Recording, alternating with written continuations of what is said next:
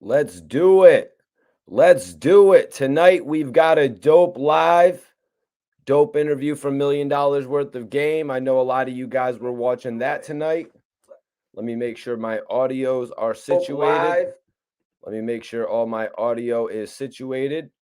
We got a major special guest tonight, which I'm very excited about. One of the premier upcoming YouTubers making his name on the game. You know what I'm saying? Making his name prominently in the game right now. What's going on? Everybody's in the building. I'm actually going to post my guy's Instagram, or not his Instagram, his YouTube. I want everybody to subscribe to 10 Toes Down if you're logging in here, watching us live, or if you're actually watching on demand. You guys can subscribe to 10 Toes Down. I'll keep it in the description. But I'm going to pin it up to the chat right now since we're getting things rolling. Yeah, we got some shit to talk about tonight, man. We've got an epic episode tonight. It's actually in an interview. We're actually doing this in an interview format tonight. Going to break down a lot with 10 Toes Down. Going to go ahead and send the link to him in just a minute or so while we let everybody tap in. Hope y'all are enjoying the night. Hope y'all are ready for something epic on my channel tonight. Hope y'all are ready for something epic, man. We're going to turn up tonight. But as you know, start the video off. Let me know where you're tapping in from, what city. I see New Orleans is in the building. New Orleans is in the building. Y'all know I'm from Connecticut, actually. I'm from CT. So let me know where you're from and shit in the chat if you want to. Let me know what you're blazing on. Let me know what you're blazing on tonight. Appreciate everybody for tapping in, everybody for sharing this video. We got Cleveland, Ohio in the building. Okay. Cleveland, Ohio's in here tonight. We got Waterbury, Connecticut. Waterbury CT's in the building. Okay, major salute to Waterbury CT. Right by me, actually, a little hour away. Nothing major. All right. Audio's good. Visuals good. My light's good. We're going to be joined by my special guest, 10 Toes Down. You all probably know about 10 Toes Down. Y'all probably very familiar with his videos on YouTube. Put the link up. 10 Toes, I got you, bro. Got you, my brother. Okay, Milwaukee. Milwaukee's up in here, smoking on that gorilla breath. Actually, I think I saw something along those lines for sale at the dispensary. Didn't tap in with it. I'm going to grab some runts tomorrow, finishing off a sativa tonight. That's why I'm so energetic. I actually got a sativa this week. Land Hustle TV. 10 Toes Down is in the building. You see my guy. My guy's about ready. He's getting his audio set up. 10 Toes Down about to tap in with us. BK Flatbush is in the building. Okay. Chelsea, Massachusetts. Damn. All right. We tapping in all over from the East Coast. You see my guy 10 Toes. Toes, what's popping with you, 10? Getting your audio situated. I know 10 Toes is probably going to join us from a live video angle in just a second. So we'll give him a second just to get situated. 10 Toes Down TV will be tapping in. Everybody that's not subscribed with 10 Toes, make sure you hit that link that's pinned. It'll bring you right over to his YouTube channel. Flatbush. What's up, Sincere? Appreciate you for tapping in, Sincere. Go ahead, everybody, share this video. Man, no cap rap podcast. Get that apple fritters, Mikey. Smoke good. I haven't actually had a chance to see that strain around, man, to be 100 with you. If I saw a strain called apple fritters on deck, I'd probably be interested in trying it. We pretty much got like the more regular shit around here. We got Lynn. Everybody share this video. We got a major exclusive tonight. 10 Toes Down TV.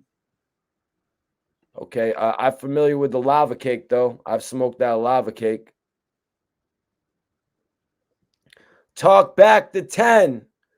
Talk back to 10. Get in this comment section. Matter of fact, get in my comment section.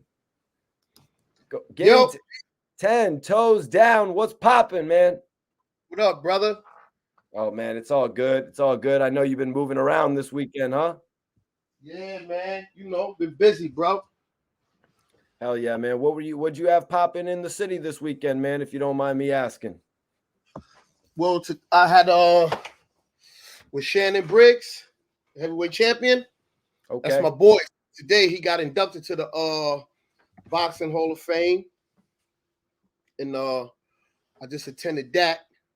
And then my man had an anniversary. What else?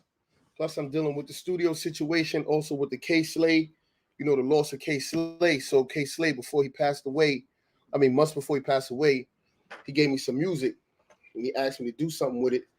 And you know, you be procrastinating, brother, be busy doing all kind of shit. So I never really got to it. So now I'm putting together, you know how he had like 150 niggas, he had all type of shit going 110, on. 50. Yeah, so I'm doing the same thing. I'm just gonna carry the torch. You know what I'm saying? I'm gonna pick up the torch from where he left off at, and keep that going. So I got a couple of people on there. Sheik Luch is on a hook, but I just got to clear it up with him. But Slade gave it to me with Sheik Luch already on the hook. I got McGruff gonna be on there. And I got a couple of artists. That's what's up, man. You know, that's crazy, you know, that K-Slay was reaching out to you in that regard. You know what I mean? Because we know K-Slay from the music as well as the radio promotion. How did he reach out to you? How'd y'all get in contact? Well, we got cool through a friend, but found out that Slade, because he older than me, him and my older brother. My brother used to be big on tagging back in the days. So he knew my brother from back in the days and tagging and shit. But when it come to Harlem, period, like everybody know everybody. I was gone for a long time, so you know I was out the loop. But you know, friends and people always keep the name relevant. Always kept my name in their mouth. Always, you know what I'm saying. When my man come home and this and that, you know what I'm saying. So that's why when I came home, when it came to rap music or rap artists and all that, I knew people already. Plus, when I was gone, I always kept, you know, my ears to the streets, talking to people. Always in, you know what I'm saying. Oh yeah, man. Yeah, Harlem is one of the best scenes to build out of, you know, one of the best boroughs in New York to build in. You got so many different artists there. I went through there interviewing Vado, and you know what I mean? He told me Jay Mills was right up the block. I didn't eventually interview Jay Mills until I was down in Miami though. But, you know, Harlem's a dope spot, man. Yeah. Everything right there. Everybody's right there. You won't believe how close everybody is to one another. Like this dude live here 4 blocks away. He live here. He live right up the hill. He live here. Yeah, it's crazy. Harlem is small, but it's big at the same time. Now, 10 Toes, man, I do appreciate you coming on the channel. You know, I know you've come a long way in the game, you know, creating a YouTube page and now being actually one of the dopest new personalities on YouTube, man. I got to give you your flowers. You know, you got everybody I ain't yet. No, sir. I ain't up there with you yet, brother. You the one. Y'all got it on Smash. You, King Erna, all y'all Philly dudes, and you saying that you was from Connecticut. Right. So why you ain't coming into my spot? What you mean? Come into Harlem? No, in Connecticut. You got a spot? Yeah. What part of Connecticut you from? I'm actually up by the casinos. Oh, so I got to join in New Haven. Right. My first join is going to be this Friday. It's opening this Friday downtown. Oh, no shit. What's your spot called? It's so it ain't got no official name, so we're still using the same name from before because we just got it. But it's the Barn Grill down on Crown Street, 216 Crown Street. I got it on my Instagram and all that. You know what I'm saying? I'll pull something up for you on the channel as well as on the gram, but that sounds great. You know, one of my guys actually, he had owned a club called the Lotus Lounge in West Haven. They brought everybody out, man, from Little Dirt to Baby to rest in peace King Von. You know what I mean? They brought everybody out. Connecticut's an amazing market, man. That's why I'm holding the torch. Yeah, hell yeah. I love Connecticut, definitely. And that's where I was living in West Haven, definitely. Yeah. So can we get a little bit of can I get a little bit of your history as far as why you got into this in the first place, you know, doing videos? Through watching your videos, I had heard you say that you actually planned to do some work with Hassan Campbell in the really early days. You know what I mean? Yeah. Doing some videos and shit. Yeah, so when I served 21 years in prison, and while I was gone, I've dealt with different programs, youth awareness program, community awareness program, in which they bring the kids in urban cities, kids from rich kids, whatever, whoever's messing up in school or with their parents. They used to bring them in, and the impact that we had on these kids, we had over 95% rate in reference of these kids not causing no more trouble in school, not cursing their parents out, not doing bad. These kids, and they all kept in touch with us. They was able to write us back and forth. I had judges, I had sheriffs, I had DAs who was like, yo, when you get out, we're going to need you to help with these communities, this and that. You know what I'm saying? So it started from prison with me trying to keep the kids from going to prison. So then when I came home, I was doing it, but slowly, like dealing with kids and stuff like that. So my cousin is Sonetta TV. He used to be the one always telling me, yo, you need to tell your story. So when I first came home, probably like the second week home, me and my boys did a video on Sonetta TV, but we blurred our faces out because we was still on parole. So, parolees can't be with each other. So we did a video dealing with prison, talking about our lives and everything and experience we've been through. And then Sonetta wound up taking it down. One of my boys, he was shook thinking that the PO gonna know it was us. So then after that, right. Yeah. So I ended up meeting Hassan later because my brother's married to Hassan's cousin. So we met on a bus ride going to it was his birthday party, my brother's birthday. And we went to Atlantic City, and he introduced me to Hassan. Boom, we started kicking it, whatever. But this before, he wasn't even on YouTube or nothing. He was the same dirty kid, ripped up shirt, no nothing. Bum. So years down the line, I wound up seeing him, long story short, him and Sonetta was going at it on YouTube. But I don't know this. So one day I'm looking at Hassan and I'm like, damn, I'm looking at Sonetta and he's going crazy on this dude named Hassan Campbell or something. I didn't know Hassan as Hassan Campbell. I knew him as Poppy. So I'm like, damn, who the fuck is Sonetta going crazy on? And then I wound up seeing Hassan make a video talking.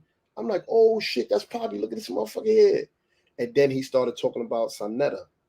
And I said, hold on, I know this ain't the same person Sonetta talking about. Come to find out, it was them. So I called Sonetta, yo, Hassan, that's family. He like, what? I said, yeah, his cousin is married to Charlie. Boom, my brother. He said, yeah, boom. He said, yo, I squashed the beef. From there, I called Hassan, yo, you beefing with Sonetta. That's family. He like, family? I said, yeah, that's my cousin. That's my first cousin, nigga. He like, what? Nah, I ain't squashing it. Nah, nigga, you squashing that. That's dead, nigga. Whatever. We're going to meet up. We met up that same day. Me and Sonetta went up the Bronx River, met with Hassan because Sonetta was like, yo, I don't want to ask him to come to 125th because he already thought Sonetta was trying to set him up and all this other shit. So I said, nah, y'all ain't got to worry about it. Ain't going to be no beef, no problem. Y'all can argue, get your shit off your chest. When it's over, just shake hands. We leave like men. And that's what happened. We went up there. They spoke, you know what I'm saying? And that's when you really first seen me on the camera because I was behind the cameras. Hassan was like, the man behind this camera right here is the reason why I'm sitting here with you and talking to you. And then I wound up coming to the camera just saying a couple of things, right? Then after that, we go back to Bronx River again. And while we up there, I'm like, hey, yo, I've been like, from the days that I've been watching them now I'm watching YouTube. I'm watching them too. I'm like, damn, man, people follow them. Because Sonetta used to tell me before, like, yo, I'm telling you, tell your story. You get people all over the world. And I'm like, man, ain't no people over the world looking at no YouTube shit. What is that? How can they connect with that? Because I didn't know. I'm like, how people over the world could look at you and your computer?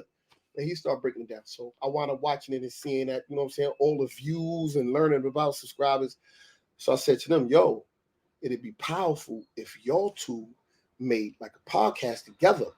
And then put me in it, and all three of us have a podcast. They was like, oh, yeah, that'd be dope. We're going to start a podcast. So I was like, boom, we're going to start a podcast together.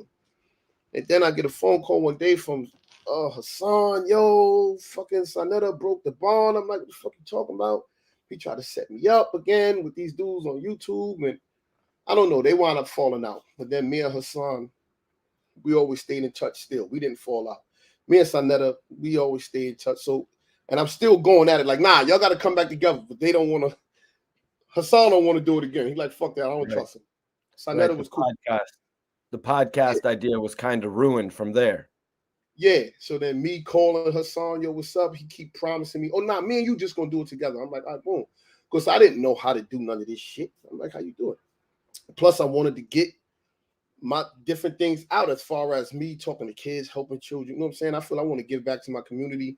This is the best way to give back because I can reach much more people by sharing my story, holding people accountable, just sharing different experience with people, meeting people, people that I know, people that people might want to know. And you know, and that's where the fallout came as far as with me and Hassan, because he kept telling me, yo, I'm gonna do this, I'm gonna do this, I'm gonna do that, I'm gonna do this, whatever. And he kept lying and lying, or I'm on my way, I'll be there in 10 minutes. Boom, I just got tired of it. And then he just stopped picking up the phone. So I said, oh, this sucker motherfucker been telling me all this other sucker shit. But at the same time, while he's telling me this, I'm beefing with him on the phone, like, yo, this can't be about you really trying to help your community and these kids. Because if it was, here you got a brother, you got me, I'm family, nigga. I want to help give back just like you. But once he feels somebody's trying to come up, he think they're going to try to come up and take over his shine. Like, that's not my deal.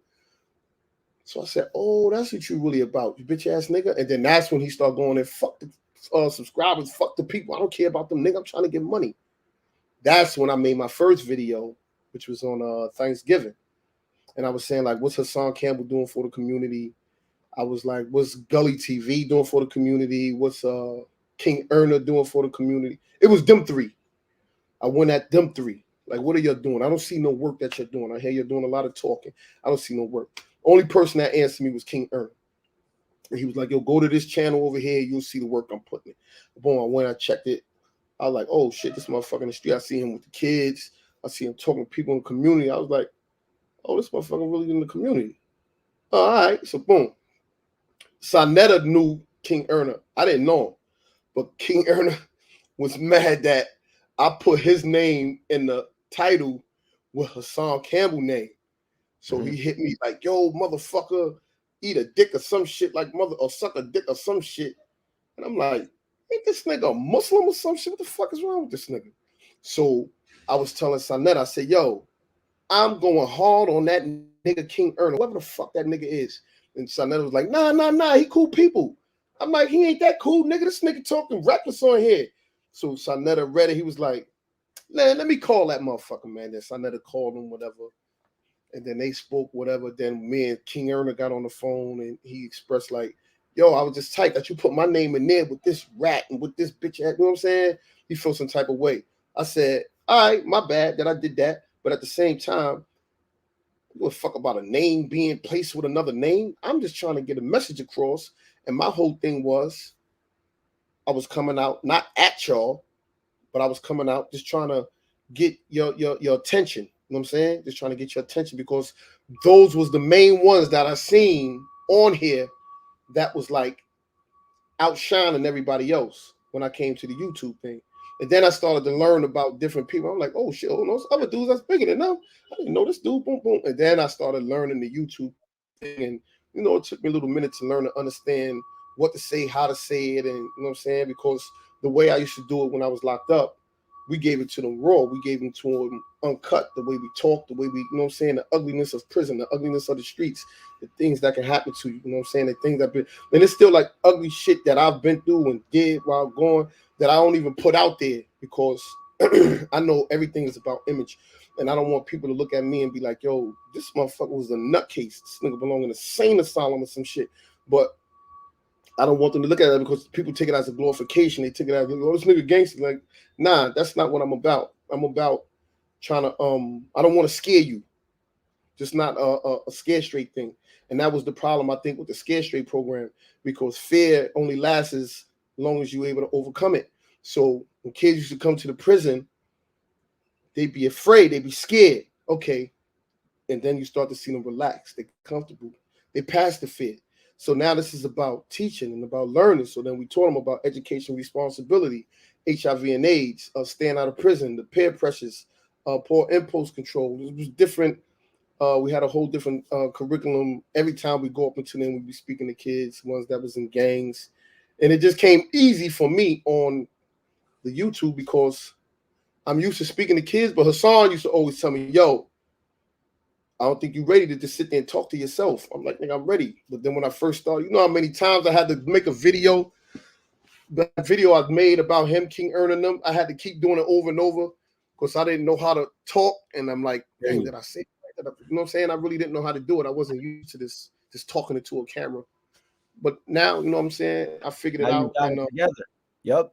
Very similar. You know, when I started doing some of the readings on ARAB, you were more caught up with how you look on the camera. You know what I mean? How you sound, if you're saying the right thing. Flash forward 6 months, you're jumping on this because you know it is what it is. You know what I mean? All that little stuff doesn't matter so much if you got a blemish on your face. You know what I mean? If you know, those little things don't really matter so much. And when you were saying that, I'm thinking to myself, it's like, why couldn't Taxstone, or why can't these people who are locked up, why can't they actually record their own podcast while they're in jail? I guess maybe they would have a problem with uploading it. I mean, nah, because if you calling from prison, you up like me, I got one on my channel when my boy called me and I just recorded it. Boom, and he was talking and I'm recording it, and that was it. So you can do that.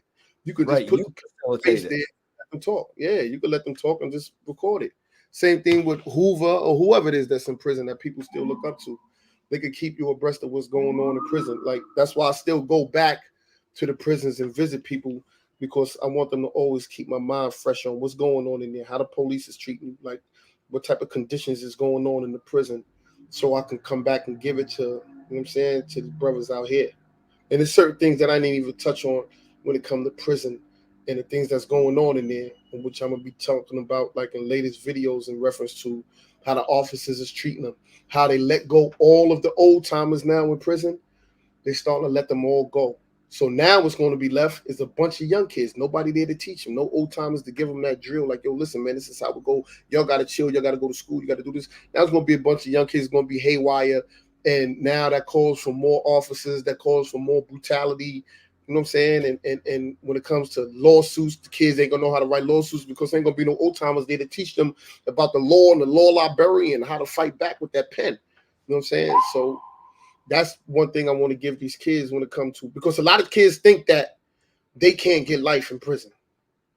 A lot of people think that. You ask some kids, yo, you need to go to jail for the rest of your life, like never come home? Like, nah. I do. And they don't understand that, yes, you could.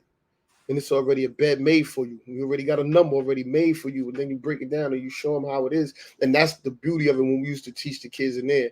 And they used to let us take the kids and put them in a cell with us and lock it and put a curtain over the gate, and they're in the cell with us by themselves. And these are the tough kids. And when kids come out that cell, it's totally different. We break them down, but then we build them back up, because that's what we was about. We was about breaking you down, then we build you back up, show you the man or the kid who you are. And then when you leave there, you're going to leave there with confidence. You're going to make sure you stay in touch. We're going to stay in touch with your mother on top of you. And that's what we need today when it comes to our children. It's not about a black thing or white thing, because you got white kids in prison, you got black kids in prison, Asians and Latinos. So everybody, this is for everybody. You know what I'm saying? I hear you, 10. I want everybody in here to share this video. We got a live interview going on right now. Plus, if you're tapping in, I want you to subscribe to 10 Toes Down TV. I've got it pinned up right now so everybody can easily just go over to his page and subscribe to his channel. One of the innovators right now. I'm calling it one of the rising stars in the game. You know what I mean? You're mixing a little bit of comedy with the drama, and that's when you know you've got to win in film. You know what I mean? When you can mix those emotions. So I'm telling you, you're on to some big things. But you had mentioned serving time, you know. Could you tell me how much time you actually served in total? I did 21 years. So I got sentenced to 15 years, and I ended up serving 21. I did the 15, and you know, after 15 years, I had 15 to life. So after 15 years, I go to a parole board, and they decide whether or not to give me 2 more years, 18 months, or 1 year, or 6 months. They gave me 2 years.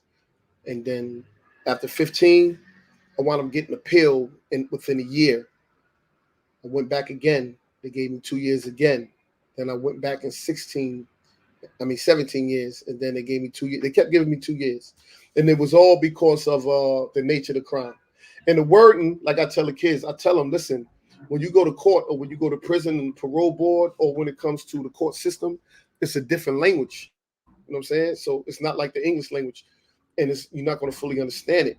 So we dealing with so-called ebonics, the way that we speak. The language they're not going to be talking, you think, and what some people call it, you talking like you white. But when you get to the court system, they're going to be talking CPL. They're going to be talking case law. So now when I went to the parole board, they said, due to the serious nature of your crime, your release right now was incompatible with society. And it would deprecate the seriousness of the crime. And then all this other words. And then I was like, what the fuck is all of these words? And then I started to say, you know what?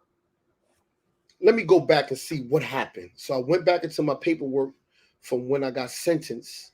And the judge said, do you have anything you want to say? And I started talking, but I couldn't understand what I was reading. After being locked up all these years, I'm like, that can't be me talking like this. That's not me. And it went like, well, Your Honor, I was, and then because because the gun, see, what happened was I had came and I got I went down the block. You see that I'm not even saying nothing. And that's how I was on the paper. I'm like, what the fuck is this? I couldn't sound like that. And then I went to my parole papers and I was doing the same thing. And I was saying to myself, you's a dumbass nigga. You dumb as shit.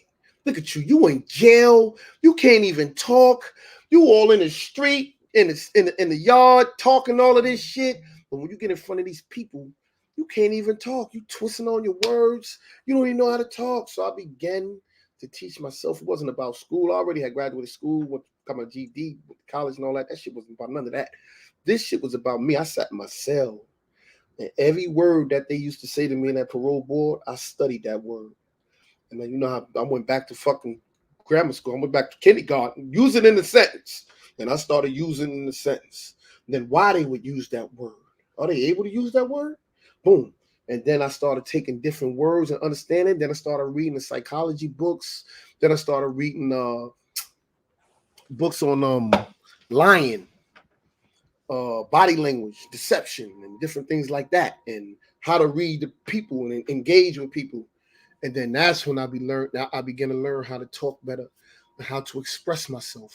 And then reading these psychology books in the criminal mind, that shit was talking about me. I was like, yo, I be doing that same shit. I be thinking like that. Boom. And I said, oh shit, yeah, that's me. I'm a dumb motherfucker. I'm dumb as shit. I used to kill myself with self-talk and self-hate. I can't stand you talking to me.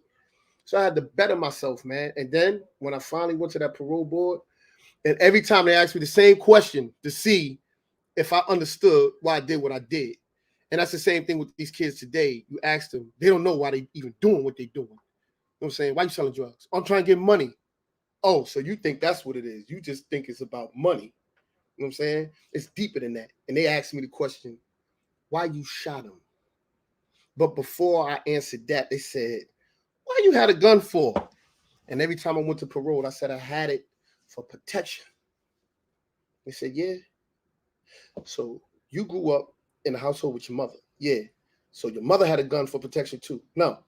So why you had one for protection? She ain't need one. And that's when I used to be like, what you mean? Why she ain't need one? Because I got it. No. When you leave the household, shouldn't your mother have a gun too? Because you need protection because your neighborhood was like this and all that. And it was fucking shooting going on. It's cowboys and Indians in the neighborhood, right? Nah, it wasn't like that. Okay, so why you had a gun? Wow. I had a gun because for protection, because and I'm stuck. But when I finally got it together and understood me, while I was doing the things I was doing, they asked me that question every time. Why you had the gun? I said I had a gun because I wanted to kill somebody. It was like, oh yeah? Yeah, I wanted to kill somebody. I had a gun because a gun gave me power. Without a gun, I was a coward. I didn't have no problem with fighting with these, but a gun made it easy. I could shoot you from across the street. And when I shot somebody, which this wasn't my first crime, killing somebody, it gave me pleasure. I felt good. It gave me power. People was fearing me. They was like, oh shit, Wow. This motherfucker's ready. You He admitted to understand it. what the fuck he did. So Right. now I'm breaking down. I had poor impulse control. When people came to me and said, we got a problem, I'm ready to go get the gun. Let's get him. I didn't have impulse control. I was desensitized and I dehumanized people. I looked at people as ops. I looked at them as enemies and niggas. I didn't look at them as people because I was desensitized. And that pain came from deep within inside me from when I lost my father. And I didn't care about nobody. Me growing up, I hated my father because he wasn't never there. And I used to always say, I'll kill this nigga. So I already planted in my mind, I can kill a nigga. Even my own father, because I hated that he wasn't there for me. You know what I'm saying? So that hatred ran deep and I never fully understood it. So me speaking to them, they talking boom. And then they start asking, they ask you, what have you done since you've been here? And I tell them, I could college, I could do all kind of shit. What I want to talk about today is time. How much time is enough time for taking a person's life? No time is enough time. So whatever decision that you make today, we're giving me time, I will be satisfied with that because he's no longer here. His family's going to suffer for the rest of their life. I'm still here with my family. I have my kids and I still have breath to breathe. They let my ass go. I went back. I'm out of here. Dude was like, man, you can't, because in prison, you can't think positive. You got to think negative or they might. So they like, yo, you can't be thinking like, yo, they going to let you go. Then you get the paper. You be stressed. I was like, I'm out of here. I don't give a fuck what y'all telling me. You know what I'm saying? And I wound up coming out. You know what I'm saying? So me being locked up, it was a bad thing, but it was a great experience because it saved me. And I say it saved me because if I continue getting away with the things that I was doing, I eventually was going to get killed. And after that right there, that incident, that shit made me feel like extra like I'm about to go Machine Gun Kelly, all of this shit because I don't care. And I didn't care, but I had problems with police. I done had situations where the police came on a scene with me and I'm arguing with my girl. Man, I'm just arguing. And they come, yo, take it down. And they got the stick out. And I just smacked this, get the fucking stick out of here. One of y'all niggas pull a gun on, shoot me. They like, what the fuck is wrong with him? I was bugging like, yo. That's crazy. It wasn't drugs. It wasn't no medication. It was just, I hate it. I just hate. I had that hate in me. There. Yeah, you were there at that point. Like I've actually spoke with Hot Boy Turk. You know what I mean? I've done interviews with guys like Hot Boy Turk who explained his situation like that to me as well. 10 toes. Like that was an amazing breakdown right there. And, because we hear it a lot that they don't let you out at these parole meetings until you fully understand what you've done wrong. You know what I mean? That's one of the last things I guess you gotta before they let you back out into the real world and shit. Mm-hmm. So like I had homeboys right after I made it. I told them, I said, yo, when you go in there, you can't be bullshitting because I know dudes that been in there longer than me, and they was going in there with the same thing about why they had weapons and all that. I said, no, you got to go in there and tell them the truth. They're like, but I am telling the truth. And I said, yeah. I said, let me get the truth. Tell me this. Why did you have your gun? He said, no, I had it for protection because I had beef with these dudes. That's not why you had it. You had it because you was going to kill one of them dudes. That's why you had it. You had it because my whole thing was, I said, guns don't kill people. People kill people. In order for the gun to work, a person got to be behind it, pulling it. The gun ain't going to get up and do it on its own. So people kill people, and no matter how much you try to fight it, they never going to let you go. And their whole thing was, I'm not going in there saying I had it because I was going to kill somebody. I said, well, you ain't never getting the fuck out there. And guarantee you, my mans that was locked up for year after years after years, and they called me, yo, they hit me again. I said, what you went there and said? Nah, I told him, I said, see, you ain't listening, motherfucker. Right. 100%. You want them to see the good person in you and the change that you made. You can tell them about that change, but first tell them the ugly side. They want to hear the ugliness in you. Yeah. And then they want to hear your transition, how you transition to become the good person you are today. You going in there telling them all is good. Yeah, I went to college, I did this, and I got a family, but they want to hear that shit. You killed somebody. They ain't got their family member. What you gonna say to the victim? What can you say to the person in the grave or to their mother right now? What you gonna say? Oh no, I had it for protection. Your son was coming at me. They don't want to hear that shit. You know what I'm saying? So when it comes to prison, when it comes to parole, right? Also at the same time, parole is a tricky thing because they want to hear that side, but also it's a number game too when it comes to parole. Sometimes they want you to do a certain number. Sometimes they feel that the court system lets you go. You got over. You got some dudes that got 5 to 15 years for murder. And the court and the parole to hit them and make them do 10 years, make them do 12 years. You know what I'm saying? Make them do more time. With me, the judge was on me. The judge put in my papers, he's a manipulator and he shouldn't be released. That's what they put in my paperwork because I manipulated the system. And and then when they were saying that, I'm like, I ain't no motherfucking manipulator. Y'all bugging out. That's not me because I'm only seeing the good in myself. But what it was is that after I committed my crime, I went to the precinct and I told the police I was there. I seen the dude that did it. And I was out looking for the guy with the police. And I'm the motherfucker that did it. And then the next time they call me down there, so we want you to look through the books and boom. And I'm going through the books. Like, nah, I don't see him in here. I don't see the guy. And then they got caught on to it. They said, hold on. This motherfucker right here is something about him. You know what I'm saying? And then they wound up getting me and locking me up. But I was a manipulator. I was about what everything that the judge and everybody was saying, but I just didn't want to face the fact that that's what I was. You know what I'm saying? That's some real shit right there, man. So what year did you eventually get out of jail, Toes? 2012.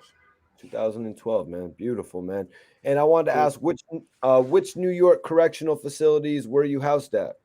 Oh, all of them shits. All the matches from Sing Sing, Auburn, to Elmira, to Wendy's, to Sullivan, to Otisville, to Woodburn. Shit. No, I ain't go to Mid-Orange. Coxsackie, Rikers Island, Brooklyn House, the Tombs. All of them shits. I just ain't never been to Attica. I was in Clinton. Yeah. I was in the worst of the worst. We got 300 people in here. I want you guys to share this video. Also, subscribe to 10 Toes Down TV. He releases videos pretty much on a daily basis. Right now, we're actually getting in depth with 10 Toes Down right now. I wanted to ask, did you have any run-ins in jail with any of other rappers who were locked up? Did you, throughout the years, did you meet anybody? Like, I know China Mac was locked up for a stint. Shine, Tragedy Gaddafi. Yeah, nah, Shine, my man. I don't know if I had pictures up before with me and Shine. Shine was my man. Shine was cool. Yeah, me and Shine was together. Shine was crazy. Something wrong with Shine. See, no bullshit. I'm not saying like something wrong. You're not saying, yo, something wrong with this dude. Ain't nothing wrong. Something wrong with him. Really crazy. Well, Shine he was with J-Lo and Diddy. You know what I mean? He was with J-Lo and Diddy at the prime of his career. He had this shit, right? Shine used to make a whole motherfucking meal, a pasta, a pie, all kind of shit. He make a whole bunch of food. Talk to me, man. Back to me. I'm talking to you. Talk back to me. He make a whole meal, right? And then go in the bathroom and throw it up. He got shit on his shirt. I'm like, what the fuck is you doing? That motherfucker will eat a whole meal and then go throw it up. They got a name for that shit. Yeah, my grandfather would be doing that shit. They do that and it keeps their appetite up too, but it also keeps their weight down. Yeah. And I'm like, yo, what the fuck sick shit is this dude doing, man? And then we did a show. Me and him did a show in jail before because I used to talk like Shine and rhyme like he ain't like it, but I used to rhyme like him, right? So they put the beat, you know that Dava Levy, whoa,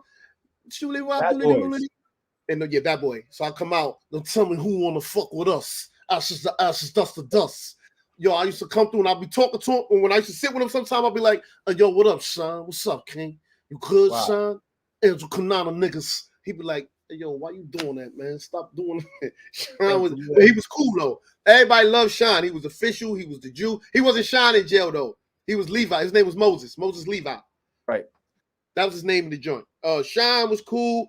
Slick Rick was cool. Who else? Nah, Tupac was in the medium. He was in Clinton, but he ain't come over to where I was at. Who else? That's it. Sean. Yeah, that was Slick crazy, Rick. man. You know, G Unit was courting Shine when he was in jail. Shaw Money was calling him for the label deal. He eventually signed with Def Jam for $3.5 million. Did anything change for Shine when he signed for $3.5 million? Nah. He still was the same. Nobody never fucked with Shine. Nobody. He was good. He worked in the Jewish office. He the one that gave out. He sold the Jewish breads and shit. He stayed to himself a lot. He had a couple of dudes he would talk to. He would go to the yard. This was crazy shit. Cause I'm in the yard, I'm hitting still. Everybody in the fucking weight pit. Shana coming in, yo, get the 20s. He'd do 10 reps, put the shit down. That's it for the day and walk out. Yo, Sean, stop coming in here, man, with that stupid shit. And he really thought he was doing something. But yeah, Sean was a good dude. He was cool, man. I seen him on the. I seen a lot of people when they came to see him. You know what I'm saying? A lot of people came, those that showed him support. Before we move on from that, I wanted to ask any Max B. I know at one point he was locked up before he came home. Max B too. Max B. Yeah. But he wasn't Max B. It was motherfucking Charlie Rambo. Charlie Wingate. That's who the fuck he was. He wasn't no Max B. Yeah. Max, yeah. Charlie was locked up too.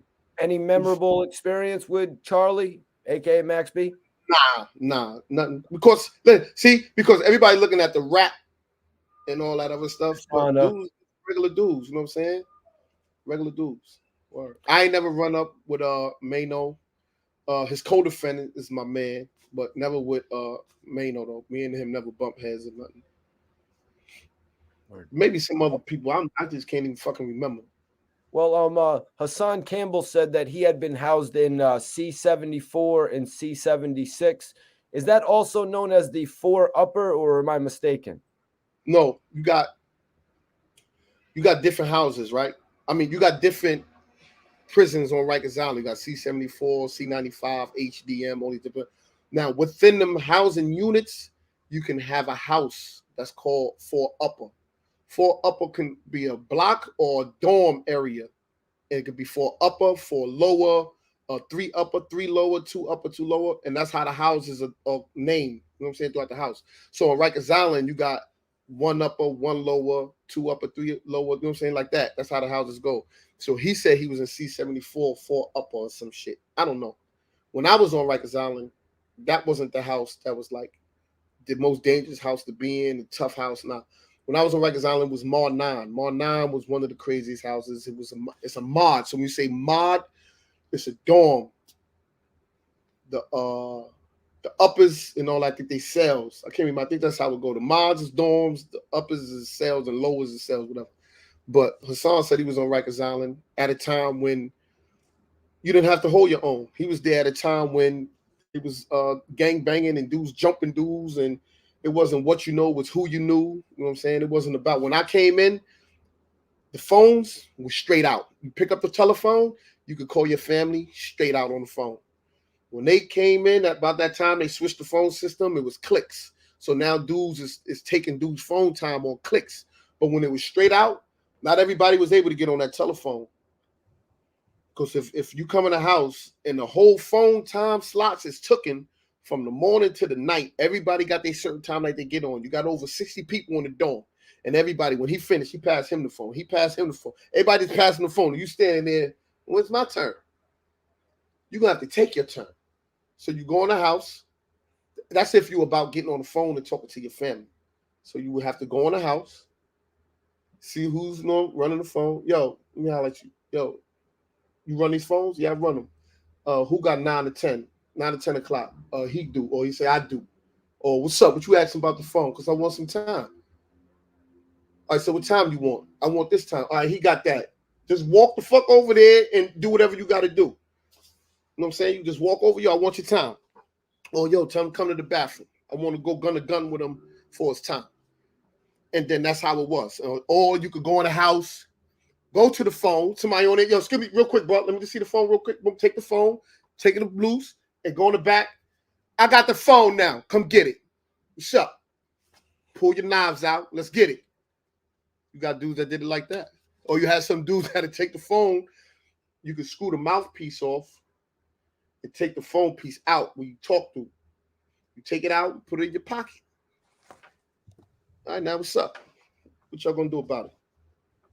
Either they're gonna finish you or you gonna, you know what I'm saying? They're going, yo, bro, let me talk to you for a minute, man. Yo, but listen, man, no cap and no bullshit. Hassan Campbell could not, he's not ready for war. He's not ready for that type of world. He already was He went into a building with Wack 100 and didn't even know that Wack didn't like him. Wack already studied him. Wack seen his videos. Wack was setting him up to kill him in LA. He was trying to get him down there. He didn't even see that. He wasn't even prepared. Yo, my mans know them. I don't care about how many mans you came. Wack had the upper hand on you because you walked into a building that he was already in there, and he could have had everything set up for you. He could have been up in there, right? Look, he could have been up in there with a gun already and said that this time right here, Hassan Campbell gonna be here. Police officers just come up in here, and they come up in there and get to searching motherfuckers, find the dudes with guns and get them up out of there. Now everybody's gun is gone, and Wack got his, and smoke you. You know what I'm saying? You don't never know. So you wasn't ready. You're not ready for that type of war. Wack 100 just got arrested, huh? Or they could have all just got arrested for possession of a weapon. That's right. You know what I'm saying? Dudes do sucker shit in the streets. So when it comes to that, and he always say, pay attention to your circle and some other shit about war, right? And you ain't paying attention to your circle because that's not your circle, motherfucker. You done stepped outside the box and went in this nigga's circle. And you could hear it on the phone with Wack 100, how he was, yo, come on, nigga, you got to come on out to LA, man. You got to come out. Hassan like, yeah, when? What like, what day? Oh, yeah, I got to check. Lights, you know, huh? We got the studio for you. This night we're going to be at the nightclub. But then when Hassan shows up, oh, that nightclub got canceled. The Little Baby show got canceled because the no. When Hassan would have showed up, they would have went to the club. Wack would have been with them, partying. Yeah, kid. So? Kid. Wack already got the niggas outside when this shit over. Get this nigga. And I don't think that Wack would have had him hit up like when he come outside, shoot him. No, it ain't that serious. Wack want this, snatch him up. Snatch him up. Squeeze him. Because he talked this money shit. He flashing money on TV. Wack, oh yeah, he got the bag. We snatching this nigga up in LA. Now call your wife, you bitch ass nigga. Tell her to send that money to over here. You talk this big money, seeing the thing about it. And that's another thing, right? People do that, right? Flash, they got all this money, they got this and that, right? When they snatch you up, their numbers is going to be higher than whatever you say it was. So because they see you flashing, if you so-called flashing 100, oh, you probably got about 1 million. So tell your wife to get that million. I ain't got it. Now they're going to beat you. They're going to beat the shit out of you until you call her and tell her to get it. And then you're going to call her and she say she ain't got it. They're going to think you're lying. And now you're going to end up in the box somewhere or fucked up or burnt the fuck up or some shit over what? And you don't fuck with this sick nigga. You cannot be going to no California with Wack 100. You don't know. You done made videos about him. Wack played it off. You said something about me and my homeboy. Man, I said, oh, Wack is playing him. What did you say? And he said, I don't remember. You got to go listen to it. Wack knew he said that already about. Wack knew he talked about him. So you mean to tell me all them dudes that report the Wack never reported to Wack that, yo, the nigga Hassan made videos about you? Them motherfuckers is slick and slide. That's old school shit we be playing. That's cell games. Reek did say to him, though, he's like, oh, why didn't academics? He was trying to throw academics under the bus for not telling him about those videos. You know what I mean? He can't. He knew already. Noticed. Listen, academics been already told him. Academics know. Academics is down with it. Academics is weak as shit. He ain't got no voice. He got to yes him to death, or sometimes he have to play like he's against him. Come on, Wack, you can't just run all over me. You got to let me have my part, bro. He going to let him. I disagree. Them dudes on Clubhouse with you is idiots. And Wack will let him. All that, Toes. We're going to get into all that. So, I see that you tested out Clubhouse. How did you like it? What's your thoughts on the app overall? Has it helped you with YouTube at all? Nah, hell no. I like Clubhouse, right? Because there's rooms that's cool. I go in there and listen to some rooms. I'll be like, all right, boom, they talking some shit. I never got into it, you know what I'm saying? It wasn't until I went on there with these dudes and they asked me to come up there. So I'm thinking, you know what I'm saying, some piece shit. Before that, that's why on one of my videos, my last 2 videos, I think it was, that I called out Clubhouse, like, yo, why don't y'all come to my platform? Any one of you faceless, fake gangsters come to my platform, right? And show your face and let's have it out on my platform because y'all motherfuckers like to set motherfuckers up. Saw that, yeah. Wack was saying, Chuck, who this nigga? Who this nigga, Chuck? Where he came from? And Chuck was saying, I don't know, Wack. I don't know who this nigga is. Chuck, you the one that told me to come up there. You the one who I said I want Wack 100. He said he didn't know who I was. He ain't never heard of me. I told him, I got it on my phone. I got a receipt. I said, yo, I'm only going up there if bring Wack 100. He said, okay, I see what I can do. Now when I'm up there, Chuck said, he don't know me.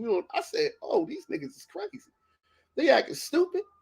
And then, I don't know, Wack 100 Mike must be higher than everybody else Mike, because when he say something, that shit just shut everybody Mike down.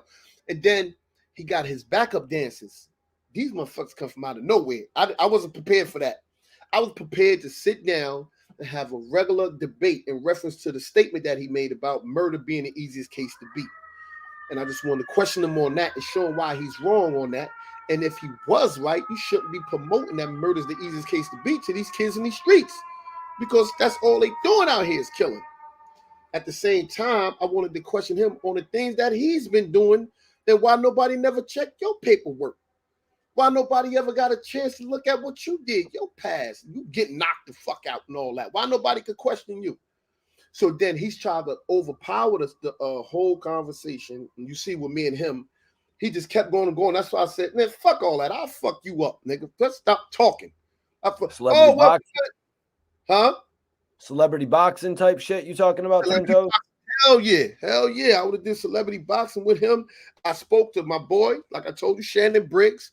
That's my man. I told him, yo, Shannon Briggs, I need you to set the fight up for me. Get me Wack 100, man. I want Wack. But Wack don't want no smoke. He don't want to put them gloves on because he already knows if he goes in the ring with me and he lose, it's going to tarnish his whole image. Well, I'm putting up a poll, Toes. I'm putting up a poll right now so everybody in the chat can vote. We got about 480 people in here. I want you guys to subscribe to the channel, share this video, and also vote in the poll. Who do you guys got in celebrity boxing? 10 Toes down or Wack 100? Vote in the poll right now. Back to you, Toes. Yeah, but yeah, definitely, man. I would love to fight Wack 100 or anybody else out there that's talking this negative shit. If you're out there talking negative and misleading kids, I fuck you up. Talk back to me. And I fuck you up. That's right. Talk back to me. I fuck you up. And I'm not talking like on no gangster shit, but when they get in the ring, I'm talking gangster shit. He's talking purely celebrity shit right now. Celebrity shit. That's right. And you ain't got to worry about it. See, because Hassan had his chance. Shannon told me. Shannon Briggs, he told me. He said Hassan had over 150,000 on the table to fight my son and to fight the other brother. I forgot the other brother name. Was it he back now? No, the other brother. That's a politician in New York. Oh, okay.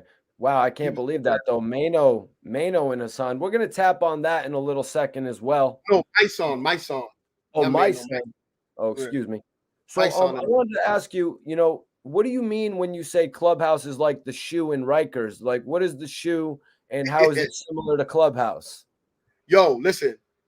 You see how when you go to Clubhouse, it's this chaos. Everybody yelling, yo, fuck that. You bitch ass. Oh, suck my dick. And then you got the calm one. Hey, listen here. Hey, nigga. You got all that going on. Everybody talking over here. This dude, yo, shut up. Quiet on the set. Quiet. You bring it back. Boom. And then one dude will say, hey, yo, bring it down. Let me say something. Then it'll get quiet. Then it start being you hear whispering. And then one dude's talking and feeding him. Then it start to come back up again. That's how SHU is. SHU, the box, the 200 box. When you go in there, it's just chaos. It's down, the toilet flushing, banging, nigga rhyming, beating on the table. Just fuck you, nigga. Yo, suck my dick. A dude yelling over here. It's just chaos. She's like, what the fuck is going on? This shit is crazy. And that's what Clubhouse is. It's crazy. Yeah. So you will never gain control. In order to get control, you got to get the head. And that's Wack. When you in the box, there's always one motherfucker that get on the gate and be quiet on the set. And then everybody calm down. Boom, quiet on the set. Hey, yo, check it out. And boom, and then he'll start kicking what it is. And then somebody agree with him from over here. Then somebody agree. Boom, then somebody won't agree. Then that shit will just go crazy again. And that's what the fucking Clubhouse is. This shit is a goddamn, that's the box. And everybody that's in there is in the box. Us, YouTube and all that, this is population. because we showing our face, we talking. You see who you talking to. In the box, you don't know who you talking to. All the cells is going this way. So I can't see outside my cell who's down there, who's here. I can't see. So I don't know who I'm talking to. So all these faceless dudes is in the box. Population is us. We out here, we talking. And that's how I'm looking at it, like, damn, this is a big fucking prison. And that damn Clubhouse is the box. That shit is crazy. And anybody that been to prison be like, yo, if you ask anybody that you know, like, yo, you been in the box before? Do Clubhouse sound like? They go be like, hell yeah, that's the box. God damn, that brings you back to prison. That's great, man. I'm definitely going to ask somebody that. You know, it appeared that Wack 100 had flipped when you referred to him as a public figure. Is that accurate? Because he actually just flipped on academics for a similar comment. Yeah, definitely. He is a public figure.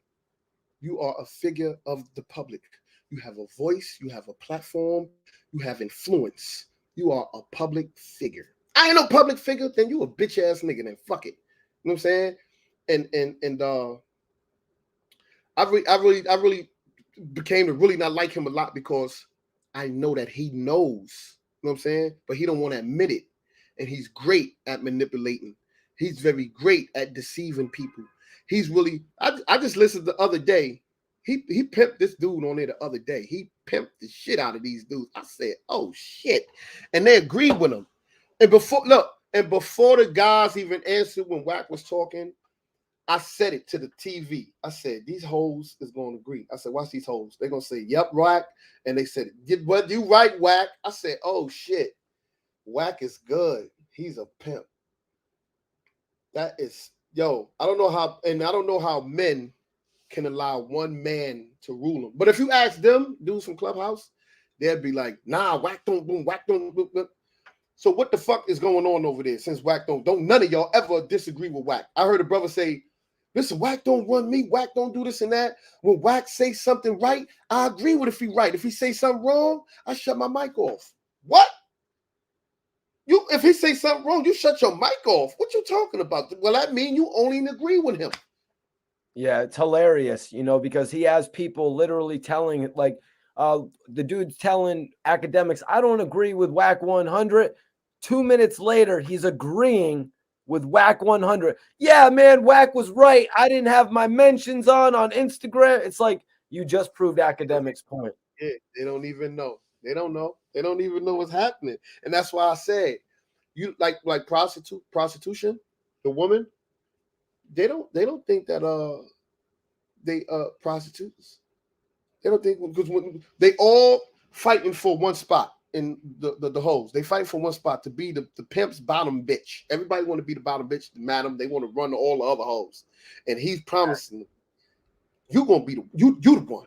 I don't give a fuck about it. So before, listen, Clubhouse, when you never hear Wack come to the floor and then the cheerleaders come.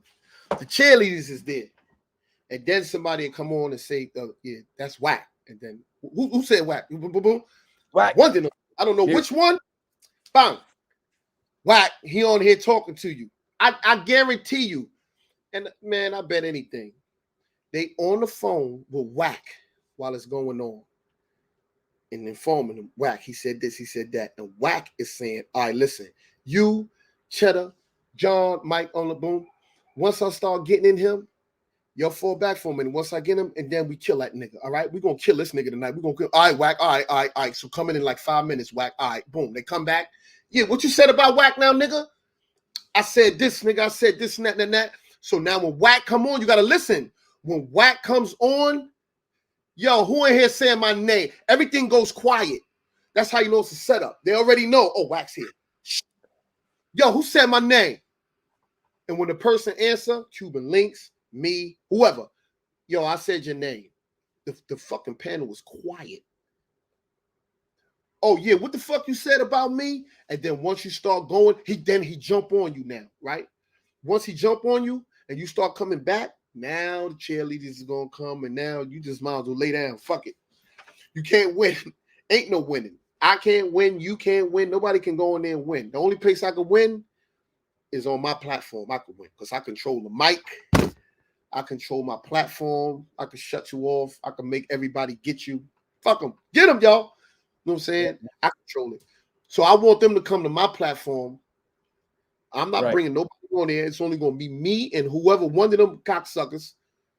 You from Clubhouse, bitch? All right. You was on there with me and Wack was on there? Okay, boom. Let's go.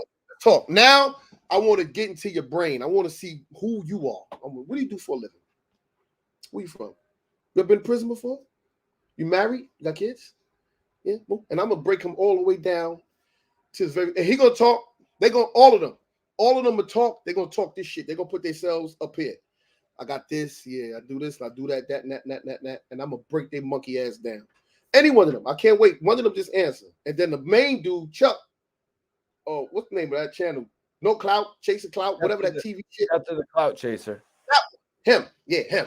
Come over here. And let's have a one-on-one sit down talk. I'm going to break it down. I was just on a joint with, what's the young brother name? Damn. He be with Bullis Gotti. I forgot his name. But I was on there with him. I go on there the other day, or the day before yesterday. Somebody hit me up. Yo, dude's on there talking about you 10. I go on. Yo, boom. So the dude said, yo, when I see 10 toes down on the 125th, I'm going to beat him with the bat. I'm like, what the fuck? So I go on there. I say, yo, yeah, what's up? It's 10 toes. You said you're going to beat me with a bat, you bitch ass nigga. Where you at right now? That'd be wild. Meet me now. Yo, you took that shit serious? Yes. You on Yo, I wasn't serious. With a bat. Yo, you too old for that. You this and that. Boom. So me and them start going back and forth, right? I'm arguing. Yeah, nigga, you on so dick. Yo, you be talking. I'm like, damn, everything's dick with you young kids. Like, boom, boom, boom, boom, boom. Yep. After all that, I said, okay, listen, let me get a talk with one of y'all. Just chill for a minute. Let me say something. We done cussed each other out. Y'all told me suck a dick and all that, right? We done went all crazy and y'all gonna kill me. I'm gonna kill you. Fuck it. Now, we got that off our chest. Now let's talk about building. So what's really going on? What's the problem, young man? What you mean, what's the problem? See, right now, you suffering and you desensitized and you got a problem with me and you see me as the enemy and you don't even know why. And I start breaking it down.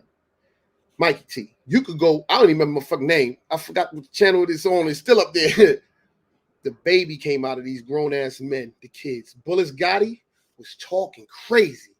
When I started breaking it down and how we could come together and build, and y'all being the young teens who y'all are, and the strength that you motherfuckers hold, and how y'all could control the platform and have people getting crazy. At the end, they were saying, yo, Gotti, you got a problem with him? Man, I ain't got no problem with nobody, man. I'm good, man. You know what I'm saying? Because I know you ain't got no problem with me. The problem lies within yourself. It ain't me. I'm not the problem. 10 toes down, you clout chasing. That's right. I'm clout chasing. You clout chasing. We all clout chasing. Everybody want clout. Everybody want to be on top. Everybody want to be seen. Everybody want a name. Everybody want to be heard. Everybody wants the clout. Don't we? So they didn't want to admit. I said, don't you want clout? Now I want clout the way you getting it. How am I getting it? You hating. What am I hating? What am I hating on? Huh? How am I hating? It ain't about money. I can't hate on money because money doesn't rule me. Money isn't my God. That doesn't rule me. Now, if money was my object, my goal, and that's what ruled me, okay, I'm hating because I want money like this motherfucker. I'm content and I'm satisfied with what I got and where I'm at in my life. What am I hating on? Oh, you hating on the clout that he got. I'm not hating on the clout. You know where my clout is at? In my household, my grandkids, my kid, and my family. That's where I want all my clout from when it comes to people looking up to me and loving me. But now you be talking about Hassan. Hassan talks about everybody else. I say, show me one video where I spoke about Hassan and he ever said something back to me in reference to me speaking about him. You can't show me not one video. Every video I ever spoke about him was accountability on reference to something that he said. You spoke about the dead. You spoke about guns, about killing people, about you kill niggas. You want me to suck your dick. You want to fuck me or me fuck you. You said all kind of shit. I only answered the ugliness. Oh, he only said that because you did. You're not going to say, so I control him then. He's really chasing me then. Because what I said, he's chasing what I said then, right? Know what I'm saying? Boom, boom. See, and they can't go with the facts. The fact is this. Hassan Campbell, right? He promotes, you can agree with certain things he say, right? Right. Like if you came up here, Mikey T, yeah, we need to come together. I'm a white guy from Connecticut. I need to get together with you guys from New York. You guys are good guys, you know? And then in 15 minutes later, see, because if one of y'all New York front of me, if you come up here, I clap one of y'all. I'm going to be like, what the hell you talking about? You just was talking about coming together with New York, Mikey. You bugging. Oh, I got to kill you, Mikey. You done. You finished. I'm going to make all kind of videos about you. Well, they was going to do 1 million views if I said it. Yeah. Right. Fuck it. And the same thing with Hassan. Like, you bugging. You talking about a motherless son killing. You talking about you had 3 bodies, right? 3 nobodies, because you have yet to produce the facts. Same thing with Wack. Wack running with that now. Yeah, I got murders. I beat all of them, this and that. What? You want everybody else's paperwork. Now we need your paperwork. We need to see where you beat it at. We need to see where you beat these murders, how you beat them and all that other shit, if you really a snitch out here. Same thing with Hassan Campbell. See, but when I come to Hassan Campbell, I come with nothing but facts. I come with due diligence and everything, right? So when I come to him, I know him. And that's why I'm gonna do is be stepping up. Yo, you talking about Hassan? Hold on. Shut up. Shut your punk ass up. You don't know him. I know him. You never even seen him. You never met him. You don't know him. I know him with the ripped up shirt. I know him when he was on the bus with me and my brother, wearing my brother chains, taking pictures with my brother clothes on and his shirt.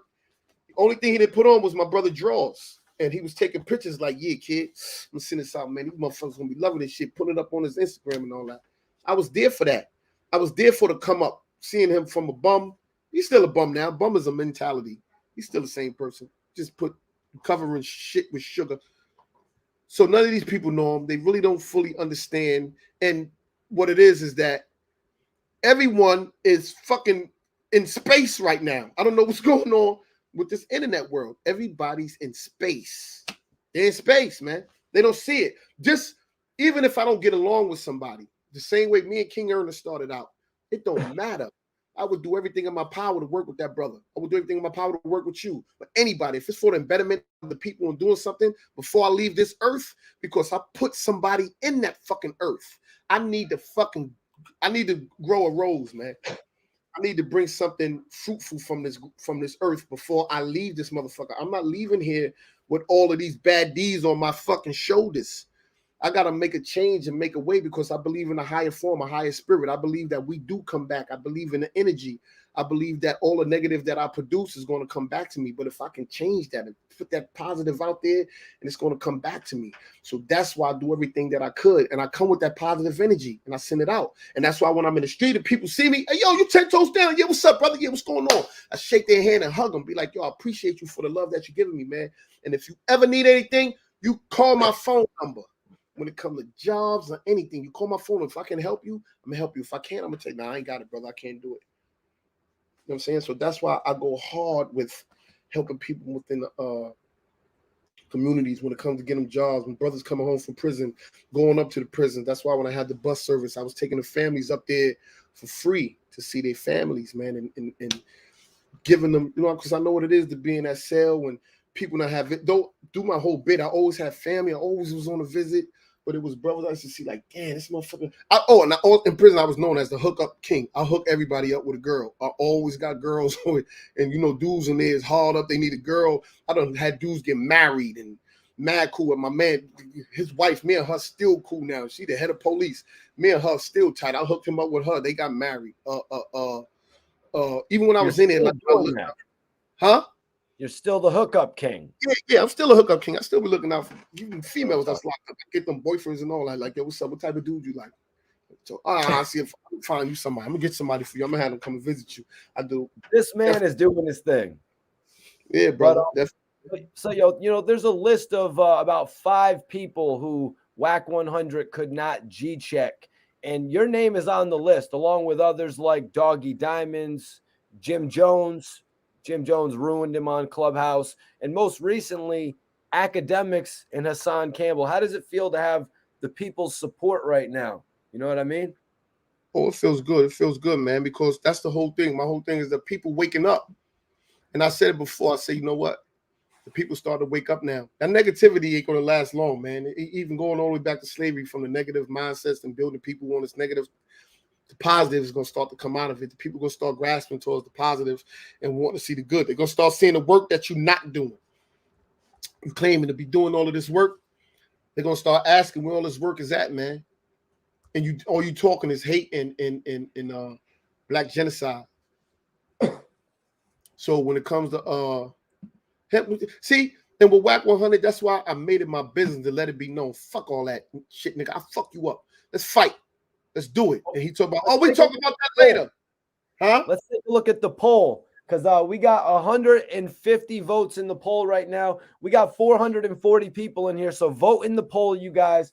Who y'all got in celebrity boxing? Right now, 10 Toes Down is leading with 83% of the votes. 83% for 10 Toes Down, 18% for Wack 100. So if you haven't voted in the poll, vote right now, you guys.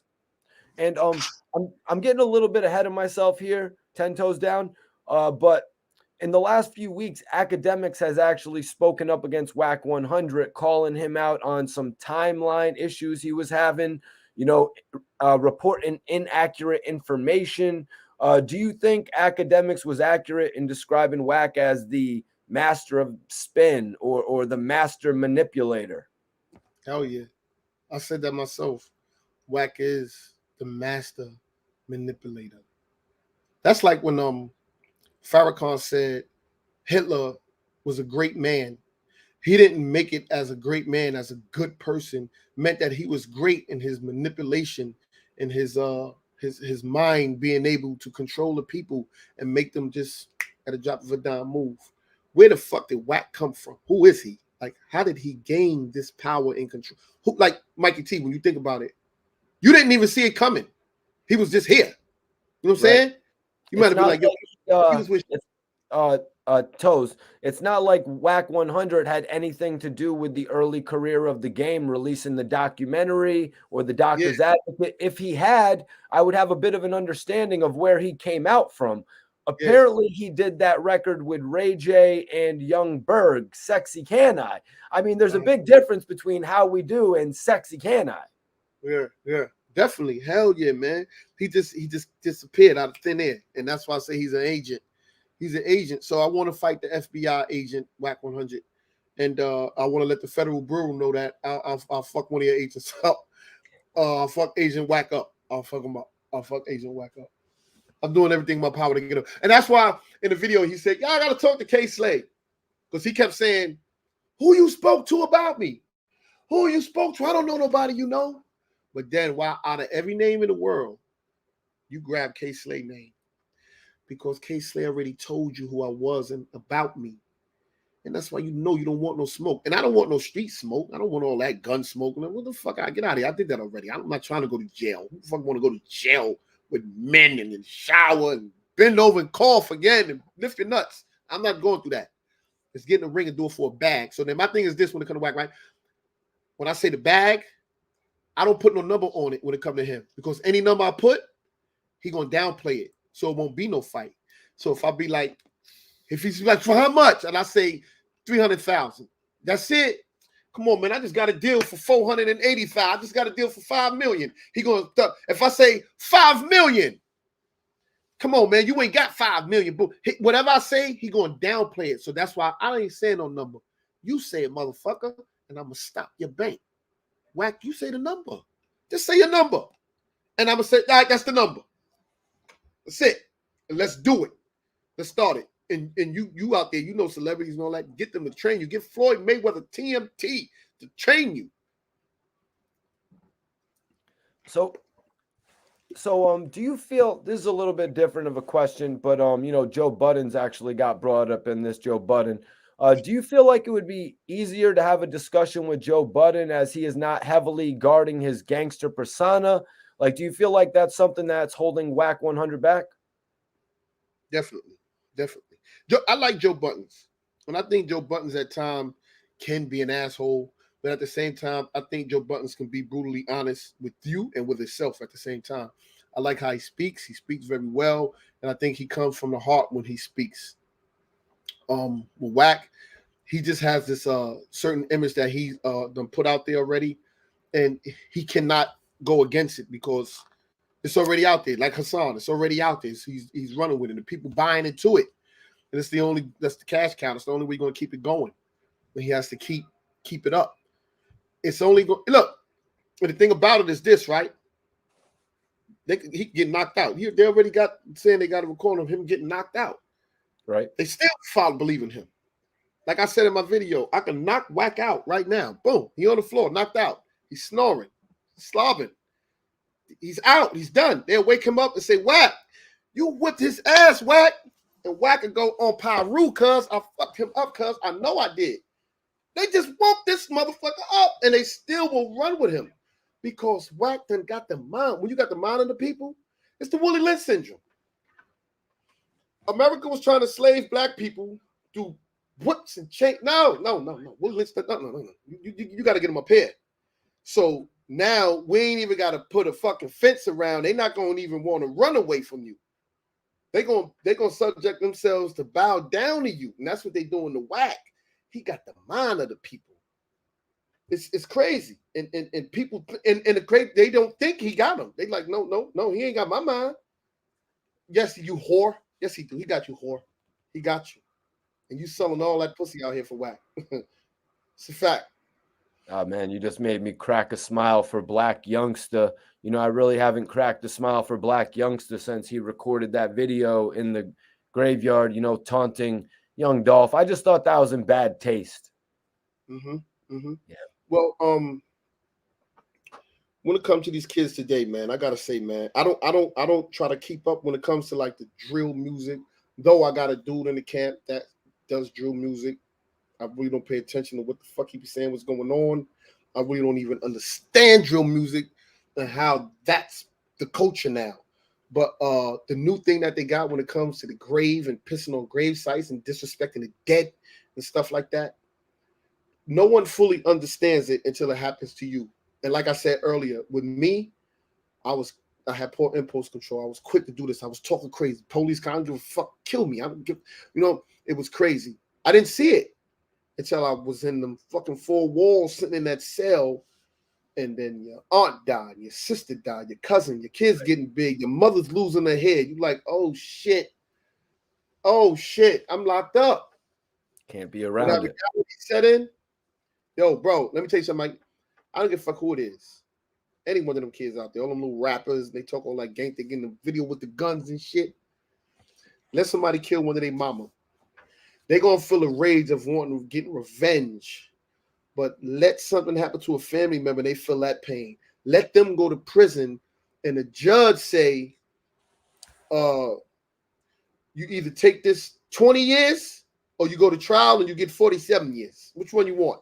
And they like, well, I don't. Shut up, bitch. Shut up. Shut your punk ass up.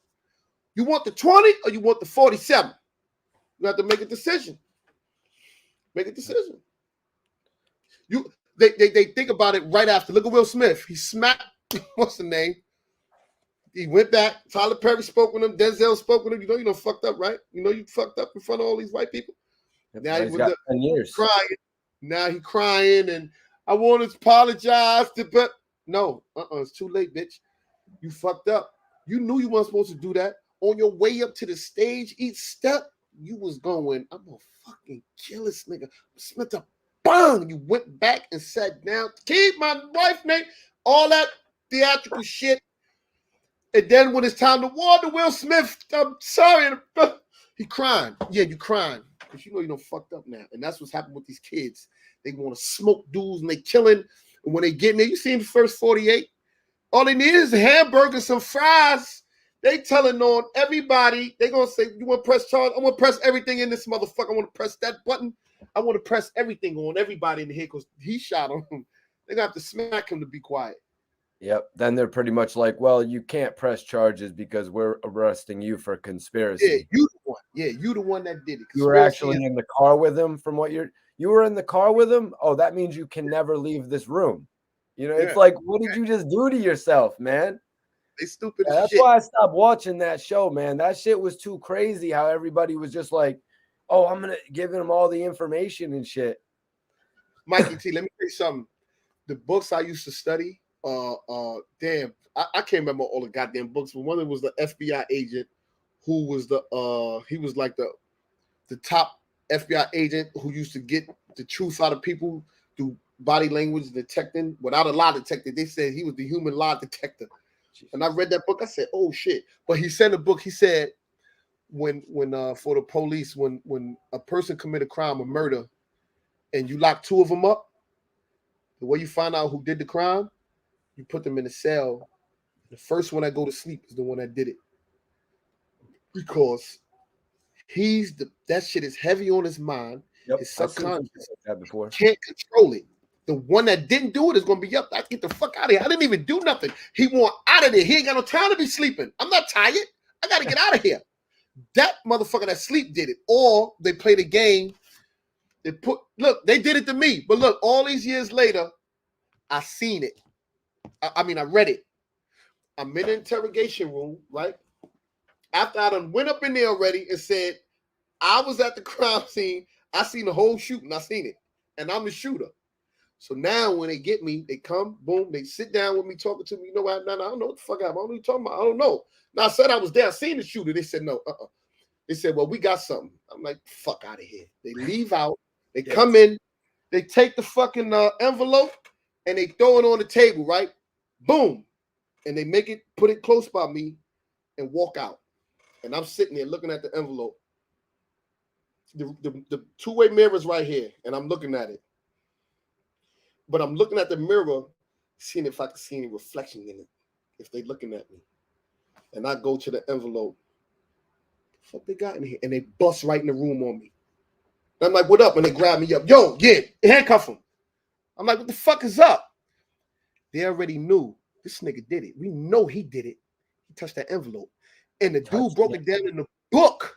He said, criminals automatically, when you throw it out there and you told them you got something, they're going to want to see what the fuck you got. What you got? What you got on me?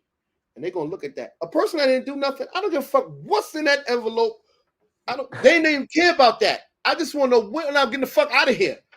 But me being a criminal, it's a fact. All criminals, they're going to sit there. It'd be drawers and all that there. They're going to open the drawer. They're going to look, see what's in there. Boom. Boom, check the fuck is in that paper. Boom. That's the criminal mind, man. And that's how criminals think. And that's how I thought. I thought like a criminal. Every action in my life was criminality. So to change and to transition to be on the other side now, right? And to be able to recognize it, Wack 100, Hassan Campbell, to see the scheme game on how to beat the people out their money and to manipulate and get that cash flow in. I said, oh shit, this nigga is a scammer, just like the preacher. He passing that bucket around. Not one doorknob fixing the church. The window still broke. The bathroom still getting clogged the fuck up. Same thing with Hassan Campbell. One time you got up off that couch and went in the street. I'm in the club with 150 niggas. You in the club with 150 niggas, but it's 150 kids out here on these streets, and you can't even go out there and talk to them. Now, one time have you made that? Everything is trying to show I'm in these streets. I'm a real nigga. You ain't let go of that image. The psychologist used to tell me when I was a counselor in the program, anybody that ever says to you, yo, nigga, you lucky ain't the old me. No, you still are the old you because you still can go back to the old you. I'm lucky you not the old you. So that means you still have the old you in you. You still could bring him up out of you. When I started to learn how to say, you know what, I got to separate myself from the old me. That's not me no more. I got to separate myself from him. And I got to recognize, you know what? These are my triggers. You got to learn your triggers. What's going to trigger you? What's going to make you want to go back and pick up something? What's in your circle that's important then? And I used to keep in my pocket what was important to me. And I walk around with it all the time. I got my son's name, got my mother's name, and I got it written in the circle. In prison, this is what I did. And I put it in my pocket. And every now and then I go in there and look at it. Or sometimes I would use my son's picture and look at his picture. Or before I go out the cell, you keep it at the door by yourself. Boom, your family pictures right at the door. Before they crack it open, you standing there. When they fucking start cracking themselves, and I'm looking at my family. When I come out, you got to throw that mask on. You got to be tough. But I'm on a mission right now. My mission is to get the fuck out of here. And I got to get home to them. And that was my thing. So every time when problems, this is later on in the bid though, and when problems used to come, and I fuck, You know what I'm saying? I mean, sometimes I slip and be like, what? Nigga, because my thing was, I don't want to jump you. I'm not going to tell it, because I was blood at one time. I'm not going to get nobody. I'm not telling none of my homies, nobody. I don't want nobody to know. Because my whole thing is, if me and you beefing, the first thing I beg you to almost tears, I say, please, me and you just had a beef or argument. Don't tell nobody. Don't tell your man nothing. Just meet me in the bathroom at 5 o'clock. That's it. If you want to bring a razor, you want to bring a gun, just meet me at 5 o'clock. Please don't tell your friend. I swear to you, Mikey, somebody always come to me. Hey, yo, come in. We talk. Yo, what's up with you? So, God damn it. He done told him. See, now this, to me, you already snitching. Why you tell him for? Because he going to tell somebody else. He going to tell him. And we're going to get around the jail. He's going to get back to the police. So now when they come, yo, what's up? You boy? No, I'm good. I don't even want to meet you in the bathroom. You won, bro. Go ahead. What you talking about? You went and spread the word about me and you having the problem. So if I go in there and I stab you, everybody know I did it. Ain't no getting away. You know what I'm saying? So I'm not with that lifestyle. That shit is crazy. And that's why I tell these kids, you know what? When you sign up for a criminal, you signing your life away, because there's no rules to this shit. Yo, niggas is snitching. That's part of being a criminal. Snitches is a part of it. It's part of the world, nigga. Accept it. Yo, niggas, he ran when the police, that's part of criminals. Criminals run. They do shit like that. You got to be prepared for everything. Nothing goes in the criminal world. Nothing. And if you're ready to deal with that, then you're ready to deal with another man looking up your ass. Because you don't know what it's like for a minute. That's why I said that stop and frisk that they was doing in New York, they should have stop and strip. Fuck stop and frisk. Stop and strip. I bet you motherfuckers won't be doing They won't be shit. Yeah, stop, police. Whoop, whoop. Hands on the wall. Take off all your clothes. Doing shit. In the middle of the street. That's take hilarious. off all your prison. They'll strip you naked right there. Step out the line. Take off your shoes. Shirt. Boom. Strip down. They'll strip you right there. I'm going to fuck who in this hallway. Strip. And look, and we grown accustomed to it, right? We so dehumanized and desensitized. I could just strip anywhere. I don't care. I get naked, right? And it's nothing. Boom. I'm not embarrassed or nothing. It's nothing to me. I'll turn around. And because of your record, 10, because of your record, when they pull it up in their database, they might do that. You know what I mean? So it's pretty crazy, to see where the world is going to go in the future. I kind of feel like there's going to be little robots going around that will stop your car. They'll detect marijuana smoke. They'll be like DUI detected. Here, pull over until an officer gets here. All different types of shit like that in the future, man. But so let's get into a little bit of the present right now. Academics did an interview with 6ix9ine and Wack 100 in the past. He got Wack 100 to actually have a conversation with 6ix9ine, but this time he actually brought Hassan Campbell into the mix. And I want to ask you, what did you think about Hassan Campbell actually linking up with 6ix9ine? Well, I think that was all right, look, this is my thing, right? If I had the opportunity to do it, to link up with him, if I sat with 6ix9ine, I'm not sitting across the table with him and lollygagging. It's not lollygagging time. This man, outside of the snitching part, we already know he's a snitch, he a rat. I could break him down on why he's snitching, how you a piece of shit. Fuck you, faggot. Now I want to get into his mind and break down his mentality. Him and Wack, I want both of these motherfuckers. I want to break down their mentality and how they think the way they think, why they think the way they think, and if there's any room for change. If ain't no room for change, now. See, and I'm going prepared. You see, he came with all them little young kids. I'm coming way prepared than that, because I'm going to be prepared to be able to just smack the shit out of you across the table when it's time. Because you little bitch, you out here, you talking extra, and you going crazy, and blah, blah, okay. And then I'm like, yo, no, that's not going to work. That's not going to work with me. So Hassan's sitting down with them, right? He didn't come with that same energy that he had. He was trying to, what? I'm never lacking. That body language, shut the fuck up. You've been lacking. You called the police on yourself. You pulled the gun out and was on camera. You lacking all day. Everybody's lacking. Who's walking around all day with their gun up like this? If you ain't stepping out your house with your gun cocked and pointing at everybody, you lacking. Because once you step out your house, you a fucking target. Anytime you step out your house, you a target. You got your kids with you. You go to the mall, you a target. You lacking. Somebody can always come. You got guys, I know guys that got killed. My man Tone Wood, he got killed with the fucking machine gun in his hand on the car, dead, slumped over.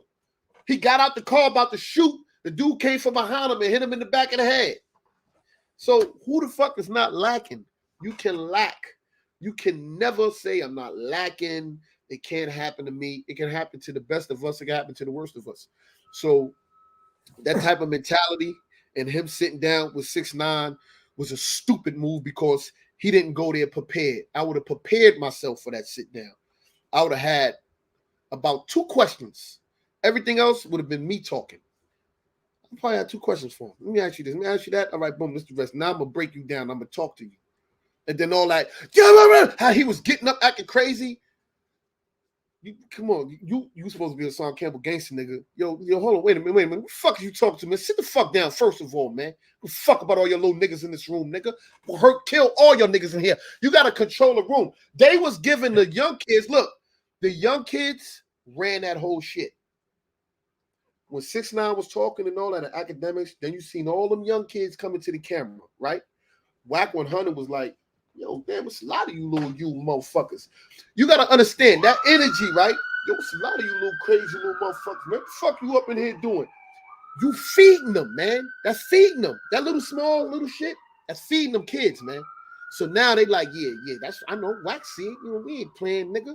And at the same time, Wack kept saying, I came there by myself. I came dolo. He didn't come by himself.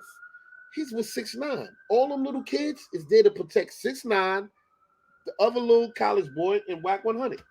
So if Hassan Campbell would have had any drama with Wack or anybody, them little kids was popping off for Wack because they did with 6ix9ine. So Hassan walking in that burning building was a dumb move. Him sitting down with 6ix9ine and not chastising him on him as a person. Fuck the snitching. We know he snitched. And then you're supposed to go and ask for you, bitch made gangster nigga. You interviewed this little nigga, and not one time did you make any progress with you. You're supposed to have been, Hassan was supposed to win on both of them, all of them. And then Wack one, the other one, academics, little flabby and sick bitch.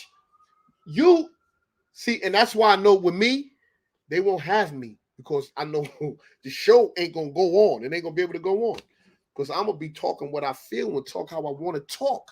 You're not going to control me and what I say. When it came to Hassan and Wack 100 about the molestation, Wack, listen, understand this. Molestation is a serious issue. People have been getting on me for years about this case and this and that, and then you break it down. I'd rather not answer those questions. Wack 100 going to try to keep pushing. All right, now I'm warning you. Stop asking me about molestation because it has affected me, and I'm taking it as a disrespect. You can only respect it. We're not even here for me and my molestation. When you start talking about, would you have snitched? Fuck what I have snitched. Right. I'm going to come back. I'm going to counteract that shit. And I'm going to talk about, you know what I'm saying? Their whole thing was trying to get Hassan and break him down. They planned this shit. I think they planned it, these 3 amigos. They planned it. They broke Hassan down. Wack went right on to another channel talking about him. And then Hassan get whiff of it. He go to Bullis Gotti channel, emotional and talking. Then he make the video about me. Yo, 10 toes down, Marky. Am I playing chess or checkers? You still playing checkers, stupid ass. You ain't play chess. You jump right out the window with the Wack shit. You're supposed to held on to that, dummy. See, that's why if you would have had me, let me tell you something. Even now to this day, I tell Hassan, I call his stupid ass, we'll be stronger together than apart, you dumbass. Plus, people already know we family. We just got to put everything aside and we got to build. And my thing is this, right? If we made a podcast of me, Hassan, and Doggy Diamonds, or me, Hassan, and Sonetta, or me, Hassan, even you. Mikey we made T. a podcast together, Mikey T. If we made a podcast, listen, you know, fucking Oreo cookies in this motherfucker. We can make an official podcast, right? Talk to me. Hassan Campbell will be held accountable for anything he say on this podcast. Mikey T will be held accountable and me. No man is above no man on this podcast. We're gonna leave the floor open for everybody to ask their questions. Anybody got a problem with Hassan Campbell? You could call in. He don't allow people to come and talk and get their shit off their chest. We want to know, why did you say that about what's the name, son that got killed? We want to know. People want answers from you now. A lot of things to cover. Yeah, a lot of people want answers from you, but you don't want to answer. You never go live on your own channel. You never answer nothing. You know what I'm saying? Boom. So the podcast is not going to be based on just him. The podcast is going to be about not only accountability, but also reconnecting with the people. We're going to revise this whole shit all over and show that, you know what? Hassan Campbell has came a long way, because today he's no longer thinking the way he did before about murders and all this other shit. This is the person he is today, and we're going to build on that. You know what I'm saying? But I believe that because you're only strong as the people make you. He only that way because of the views. We don't know who the fuck these people are that be following him and looking at him and praising him for this bullshit he be talking. He could talk murder all when he said that shit about me. Oh, I ain't gay, but the only person I would fuck is 10 toes down. What? Wait a minute. What? And they was like, oh shit, yeah, Hassan went on. Yeah, Hassan Campbell, yeah, official. I said, oh, these motherfuckers is crazy. That man said that he's saying that he's a homosexual. He said, I ain't no homosexual, but if I was, I would. What the hell are you talking about? Can't remember if I heard that, man. I can't. You don't really keep things like that in your mind. You know what I'm saying? I can't put my finger on that if I heard that. But, the next place I want to take this conversation is, we've seen other prominent guys in the game turn down 6ix9ine when he was trying to get those interviews in the beginning. Gillie Da Kid being one of the prime examples, publicly turning down 6ix9ine. Why do you think Hassan wasn't concerned with it actually affecting his image? It's not. Listen, Hassan don't even care about the tough guy. Let me say this. Matter of fact, listen. It's true. He feel that sit with 6ix9ine, right? We're gonna help boost up his fucking shit. He know Hassan got millions. He knows that 6ix9ine got millions of followers. He feels in his mind, a lot of them will come over here. Hassan's main objective, he want to get 1 million subscribers. That's his number. Remember what I'm telling you. His number is 1 million. He want 1 million subscribers. That's his goal, and he's fighting like hell to get it. He'll say anything, but it ain't happen with 6ix9ine. You know what I'm saying? When it comes to him and subscribers, that's his main goal. When it comes to likes, and he could say a whole big thing about helping people and all that shit, and then at the end of the video, he go, make sure you like and subscribe and hit that button, and thank you for sponsoring this war, and I thank you, Keisha, for sending that money, and John and all that. Like, wait a minute, what are we doing here? What the fuck is going on? Are we really trying to help the people? Or, he made the promise to the sister in Harlem when the dudes bit the girl face. He said, I got $5,000 to whoever tell them information about these guys. Within that week, they found out. I said, Hassan, get that money up to that man who found these kids that bit the lady. Nothing. Yo, I got $10,000 for women that's in shelters and all this other shit. And then the next day, and he just go on, and nobody saying nothing about it. I'm like, yo, so y'all just gonna big him up when he said that? Yeah, yo, Hassan, he doing for the people. He gonna give $10,000 to a family. I wait 2-3 months. I say, hold on, people, remember y'all bigged him up? He didn't do nothing for the family. What happened to the $10,000 for the family? Ain't nobody saying nothing about that. Oh, you a hater, nigga, leave him alone. What? He just said he promised. And I become the bad guy because I'm shedding light on the bullshit that you're doing. And that's why I say I hold people accountable. And when it comes to me, I want you to hold me accountable.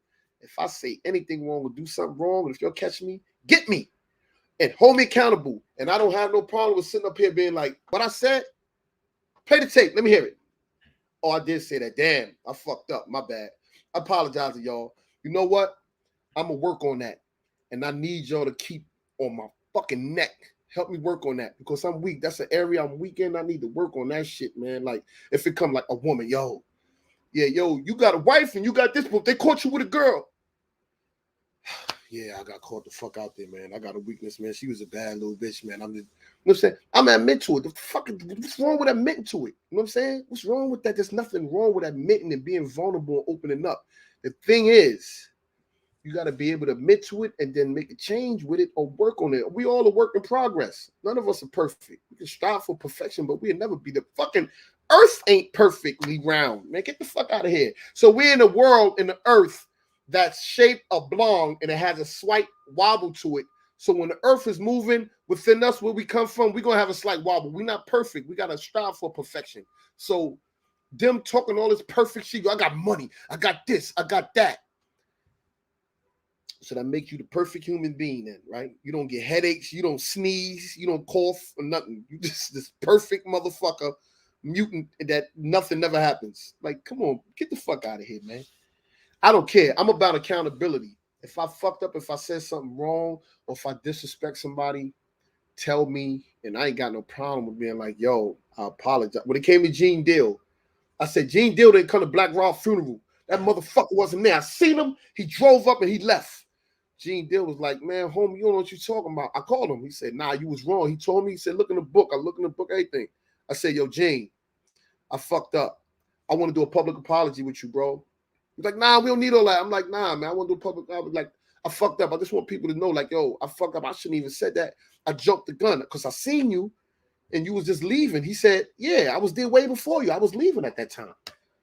Boom. He said, nah, we ain't got to go through all that, but I'm willing to make a public apology. Same thing with King Erna. Even though you said all of that other shit, you was emotional.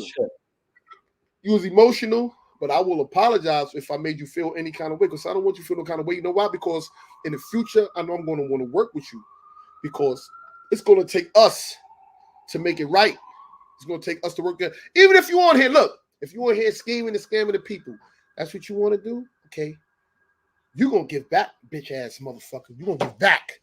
You're going to do something. You want to scheme and take 10,000? Give back 3 to the people and feed the people, or help the people, or help these kids and get them out the situation they in.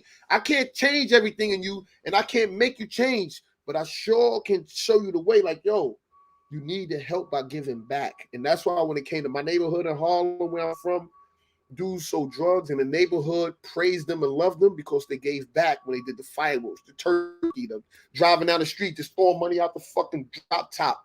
The neighborhood loved dudes. They seen them as heroes because they always gave back. The old woman, they fucked up on their rent. Here you go, mommy. Boom. And dudes looked out, Bumpy Johnson. That's what they did. So people loved them because they gave back, though they was taking so much from the community. You know what I'm saying? It's wrong, but at the same time, you know what? We can't change. We can't. That's why I tell people, yo, I know we're going to fuck up. We're going to do bad shit. I'm not saying stop, but I'm saying we could do better, man. Because once I say stop, you're going to be like, what you mean stop? You going to tell me to stop getting money? So I'm not going to ever tell you to stop doing what you're doing. But yo, bro, you could do better than that, man. You could do better than that. You can do better than risking your life and leaving that beautiful daughter that you got out here. You could do better than leaving your mother. Your mother's 62 years old. You know, when you go to jail, you're going to do 20 years. Your mother ain't guaranteed to be motherfucking 82 years old. You know what I'm saying? And that'd be a hard thing to... Yo, Mikey T, let me tell you something. Yeah, man. One thing you don't hear people tell you about, you don't never hear people tell you about all these guys that have been in prison. They never tell you about the funeral trips. None of them. Ever heard about a funeral trip? Not so much. Yeah. Dude being in prison. I mean, the detail of it. You go down, you get ready, you go take a shower. Boom. The bus comes to take you for the funeral trip. They strip you naked, take off all your clothes. First, they're going to humiliate you. Get naked. I'm going down to see my mother. I'm going to see my father that died. You want me still? I got to strip naked. Like I'm going to go down there with a weapon for my family. Strip naked. This is the rule. Now strip naked, turn around, lift up your nuts, lift up your balls. Turn around. Open your asshole. Bend over and open it open. Right? Cough. You turn around. Turn back around. I didn't see all the way up your ass. That's how it's done. It could be a gay back around. Turn back around and talk to me with your turn around. Do it. Let me see the bottom of your feet. I get dressed. Look, you get dressed. Now the shackle time. The shackle goes like this. They handcuff you. Clunk, clunk. They lock the handcuff. Yo, got a little box. Toes, let me cut you off just for 1 second. I'm going to want you to finish the story right where you are. but we're bringing in my brother Compton Menace right now from the West Coast. Compton Menace, what's happening? What's up with it? Yo, big Menace. fan, bro. Official, big fan of yours, brother. Man, it's all love, big dog. Yo, Menace, 10 Toes Down was actually just explaining to me what a funeral trip is like when you're incarcerated. So if you want to continue 10 Toes, we're all ears. Yeah, so after the handcuffing, right? Then they got a little box that they slip under the handcuffs, close it, put a lock on it, take a chain, go through the lock, put it around your waist. They take a fucking master lock that on you. Take another chain, nigga, lock your feet down. Yeah. You was in trouble. Yes, sir. Lock your feet. So now you handcuffed. That's high power. Your feet you're walking like a penguin, right? Now you're getting on the bus. You got this long trip. You bumping and booming. Your fucking hands are stuck moving, scraping your ankles, right? You only go to a funeral. You get to the funeral. You get out. They walk you in. You shackle down. Your family looking at you. You can't hug nobody. Your feet hurt and your ankles hurt because the fucking cuffs is rubbing. When you get in there, they take the cuffs off your feet and keep these shits on. Or sometimes they might let you take your hands off, depending on officers working. You see your family. You got 20 minutes. You got 20 minutes to look at your mother before this is the last time you're going to look at her. You stand over the casket, your family coming, everybody wants your attention. After that, nigga, get back on that bus and go back. And they might buy you a sandwich. And then you get back and then they search you again. Stop by McDonald's. Then you strip again. And that's only the funeral trip. We ain't talking about the process where I'm handcuffed to you and we together. So if you got to take a shit, I got to go to the bathroom with you. And you take the shit and I got to stand there and smell that shit with you because I'm handcuffed to you. Like, get the fuck out of here, man. I would have had to take a shit all the time. On my time. You want to be handcuffed to me? I got to shit. I got to shit bad. On the bus. They'd have been mad at me. So, yo, Menace, 10 Toes Down is a dope-ass blogger, man. We're on here tonight talking about basically his story. It's a live interview, but he's also speaking on the Hassan Campbell interview with 6ix9ine. But Toes, if you want to introduce yourself to Menace, I heard you just say it's your first time actually being introduced here. So make the formal introduction, big bro. Yeah. Salute, brother. 10 Toes Down from Harlem, New York. Served 21 years in prison. Came home, working with kids. I've always been an advocate for prisoners and children and helping kids in the community. That's a blessing. Yeah, brother. That's a blessing. You know what I'm saying? Keep on doing that work for the community, my nigga. Definitely, bro. Menace, I know you just had a new child, bro. Congratulations on that. I wanted to give you your respect on that and not just put the cameras in your face. No, I saw he about to be 5 months now. He growing real fast, man. Amazing. Growing real fast. I want 10 kids though. I got 4 right now. Menace, what's your take on since this is the first time I actually got to speak with you about it, what's your take on Wack 100 taking on a managerial role for 6ix9ine? Do you think it's just business? I mean, like as far as like shit that don't pertain to me, I really mind my business. Like I said before, I don't agree with most of the things that Wack 100 do. I don't agree with it. You feel me? But at the end of the day, that's his business. That's his prerogative. That's his business. That's whatever the fuck he want to do. You feel me? And that's on him how he want to portray himself. You feel me? But me personally, I couldn't do it at all.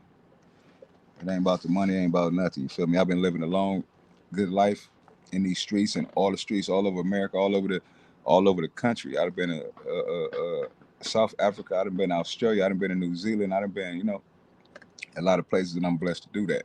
You feel me? So my word and my face is all I really got. So I don't really play with my name or play with different situations like that because how I'm brought up. You feel me? I hear you, man. I hear you. Toes, if you wanted to touch on that yourself before I move on a little bit. I mean, we spoke about that already, man. You know what I'm saying? When it comes to Wack 100, man, I'm about accountability, man. And anything that he's saying and that he's doing, man, I definitely don't agree with it, man. And I think that sometimes when it comes to us as black people, we need a real good ass whipping sometimes. We need a wake-up call sometimes. We need somebody to put us in our place. And I think I'm that person when it comes to him. That's why I call him out all the time. I need that rumble in the ring, man, for the bag. He do everything for the bag. This would be for the bag. We could fight for the bag. You know what I'm saying? And Yeah, I don't see Wack 100 fighting nobody for no bag though. yeah, I say the same thing. I don't think that he's gonna come out. He already got it. It ain't like he need money or got nothing to prove. You feel me? And if he was gonna fight somebody, it'd probably be somebody that he directly got a problem with.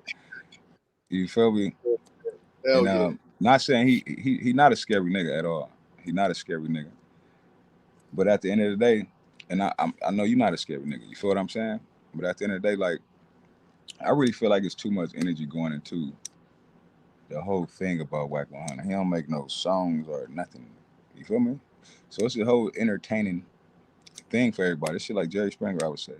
It's just something to watch. You feel me? Something to talk about. And most people nowadays ain't really got nothing to talk about or nothing else to do. But you have Clubhouse and shit like it make everybody a celebrity. Everybody have a voice. You feel me? So now they're opinionated on whatever they think is going on instead of the real shit that's going on in life. Yeah, and that's the crazy part. What was your take? What was your take on them all saying that the game is going to be dropping an Eminem diss song, Menace? What was your take? I heard that the day before the Super Bowl. But now it's I was really just waiting on it. I want to hear it. That nigga Game know how to rap like a motherfucker, and it's not out of you would. It's something that you would expect anyway. You feel me? Because that's just how the character, the nature of the game is.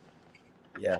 The game has been predicting this really since his second album, The Doctor's Advocate, where he pretty much thought that Eminem would diss him over going at 50 Cent.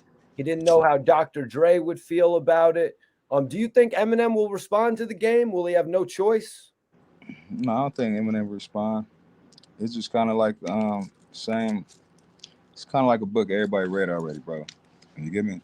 And everybody kind of know what that'll do for the game. So I feel like a lot of people is not giving that energy towards it, and that's just what it is. And this the dissing and all that shit he been doing that his whole career. So it's nothing new. It's nothing new. You don't think Eminem will respond to the game? No, I don't.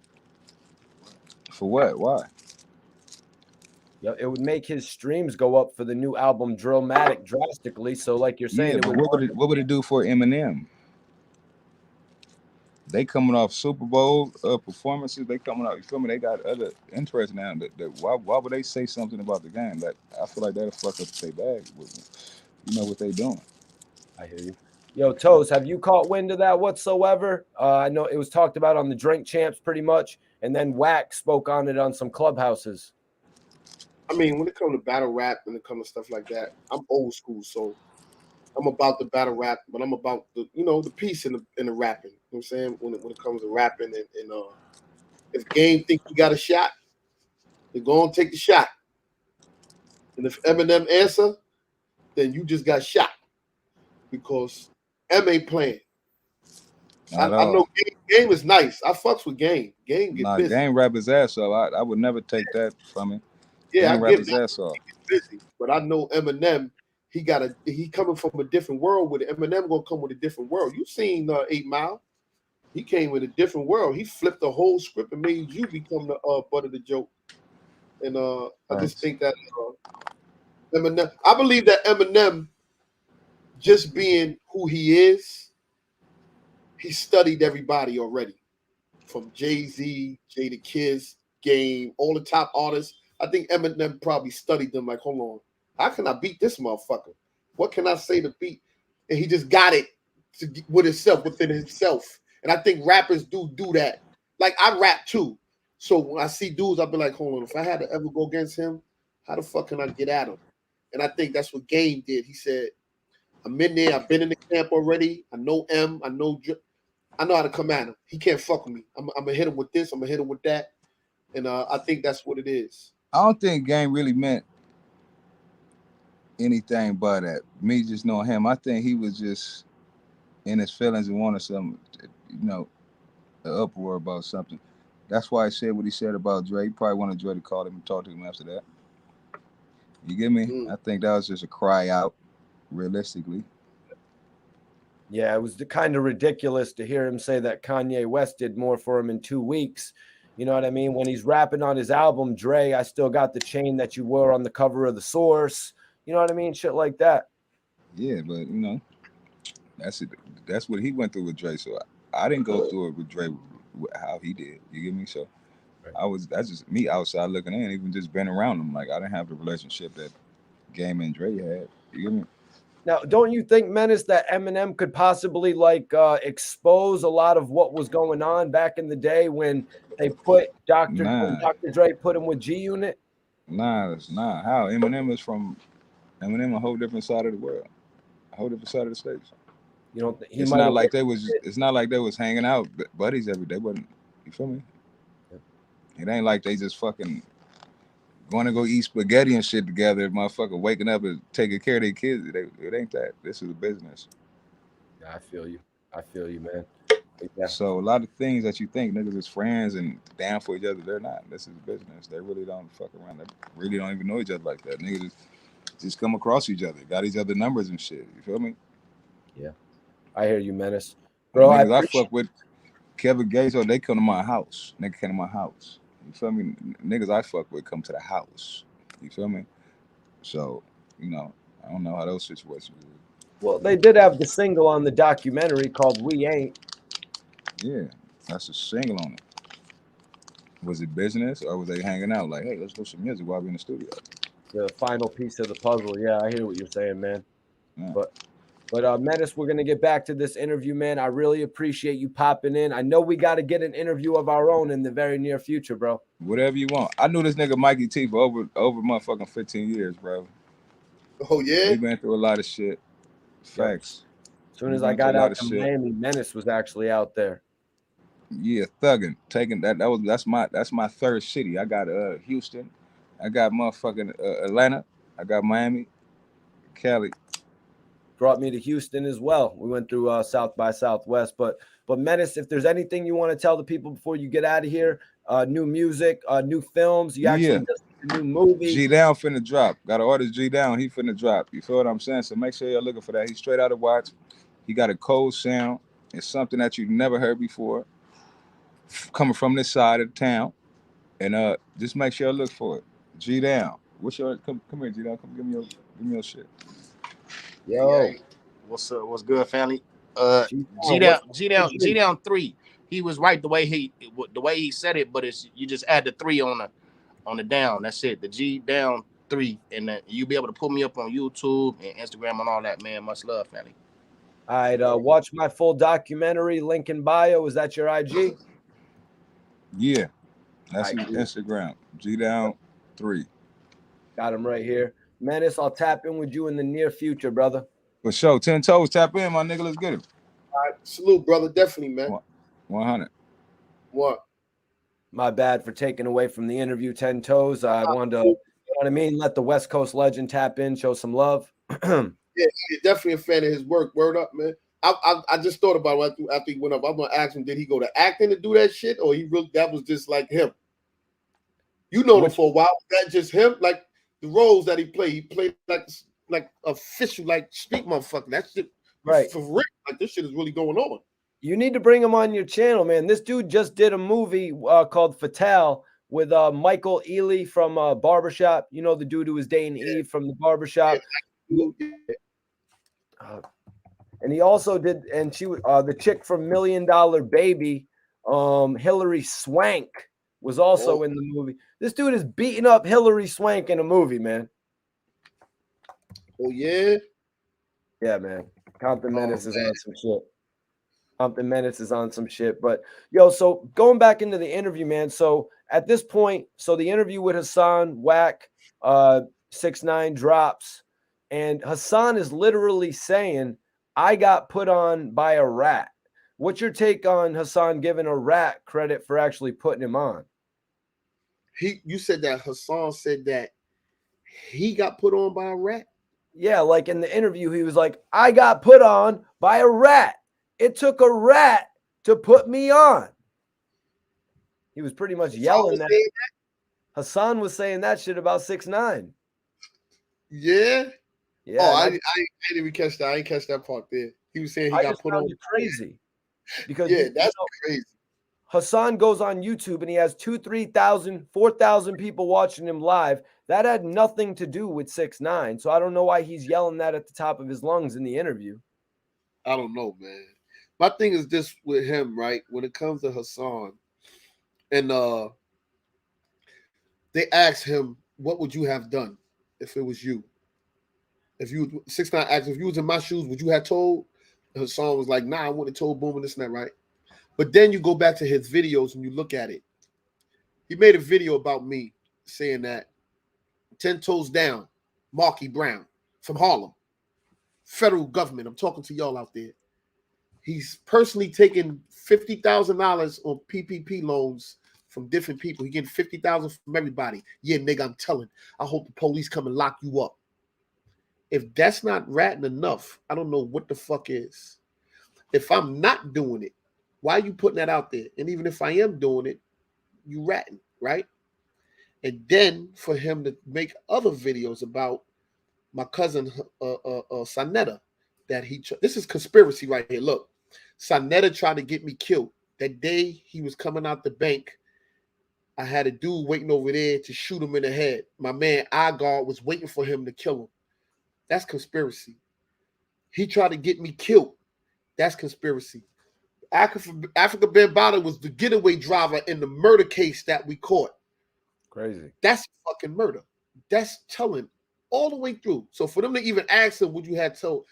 Yes, he would. You know he will. He's still telling. He's telling about me and shit, fabricating the stories. And he'll tell you, I don't give a fuck about the cold, none of that street shit. But then he'll say, I killed one of your niggas, right?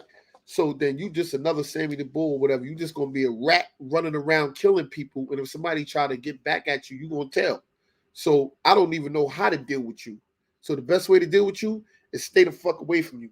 So my whole thing is accountability. So that's why when it came to him talking shit about me, my kids, my family, and all that, I first took it personal and said, when I see him, straight smack, all light skin off. It's gonna be on my hand. He gonna be brown skin when I'm done.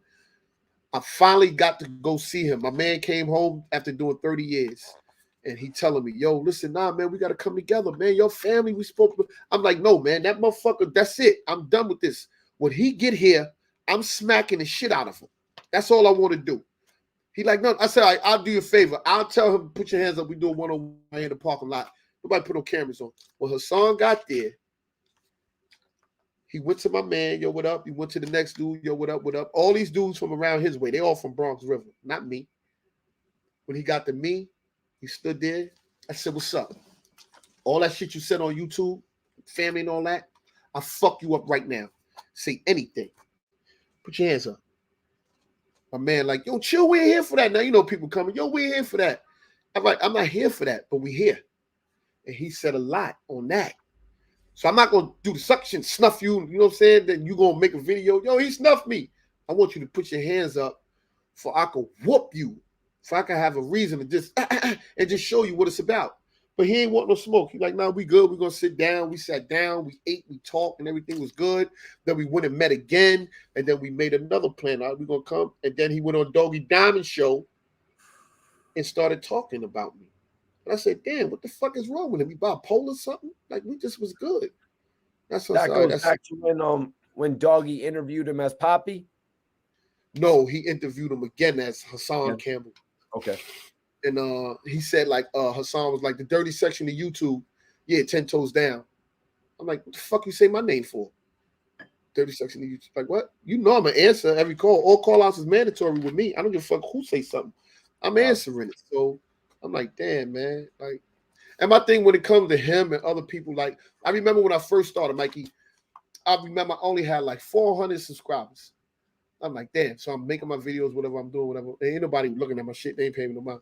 And he used to always be like, boom, he'd call me, talk shit. Yeah, nigga, I see you just made that video. And you ain't gonna get 1,000 followers, nigga. I'm gonna fucking look at you, nigga. I'm gonna shut your shit down. I'm like, all right, I got you. I said, I'm gonna finish you. I said, I'm coming for you. See, they don't know that side. People don't know that side. He would call me and talk stupid. I laughed. I said, all right, you gonna see. I'm telling you, bro. I said, I'm positive. I'm not going to talk that dumb negative shit you talking. I'm just going to hold you accountable for what you're saying and watch the people going to listen. Ain't nobody going to listen to you, I'm telling you. And now, look, people are listening. They know what I'm speaking is actual fact. And now he's saying, oh, you a household name now. Leave me alone. Shut up, punk. You the same one that said I'll never, just like them dudes in prison and the judge and every police, yeah, he ain't never getting out. The fucking counselor told me, you're going to die in jail.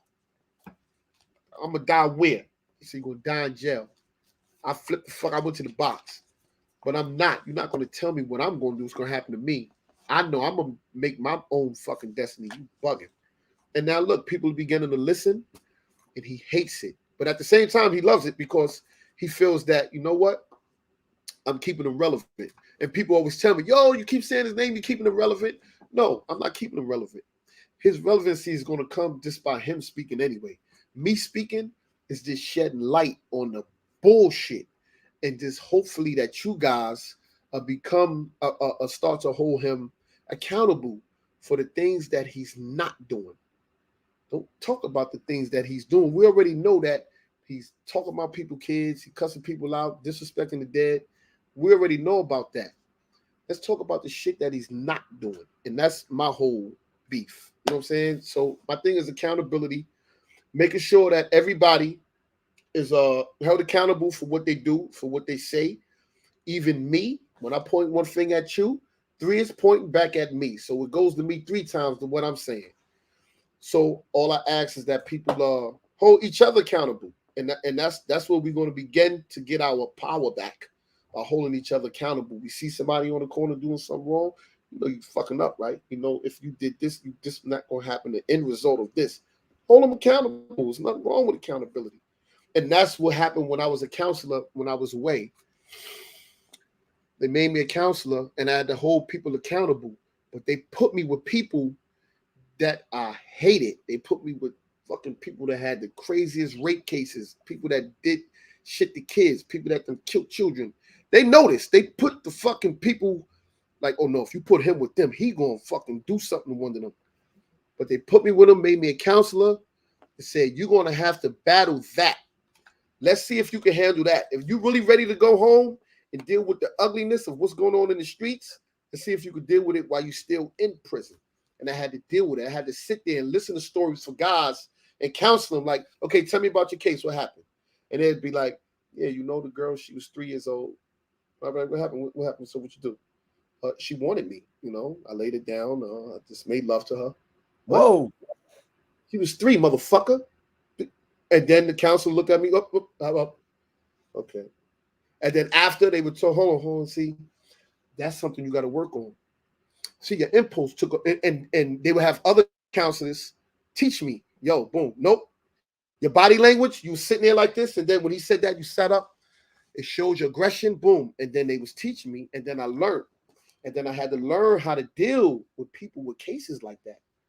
You don't know the ugliness. They put me in cells. My bunkies, they locked me in a cell, and my bunkies was nutcases. One of my bunkies killed people and buried their body all over fucking New York City. I don't even know. It was a young white kid, preppy, looked like a college student. I'm like, hey, you, what the fuck you doing in here? And I'm here complaining about the fact that I had to go to a marijuana class. Like they have this, I got a lawyer and all that. My lawyer got me into this marijuana class. I got caught with 1 gram of weed. The guy I'm sitting next to got caught with 1/4 pound. I'm like, why am I in here with you? So I could only, like, the fact that they would put you in a room with, or in the vicinity of these type of people, you know what I mean? To see the steps that you've made going from there, man, you know what I mean? It's major achievement, I gotta say. Yeah. Moving on from there, man, you know, after this, after Wack 100 goes crazy on Hassan for unknown reasons, in my opinion, I think it's got to be something to do with the podcast that went down the drain between them. But do you think Hassan went a little bit too far, you know, blasting and releasing audio where, you know, Wack was talking about all different types of people? No, I don't. T.I., Nipsey, all these people. Gillie. I think that he let it go too soon.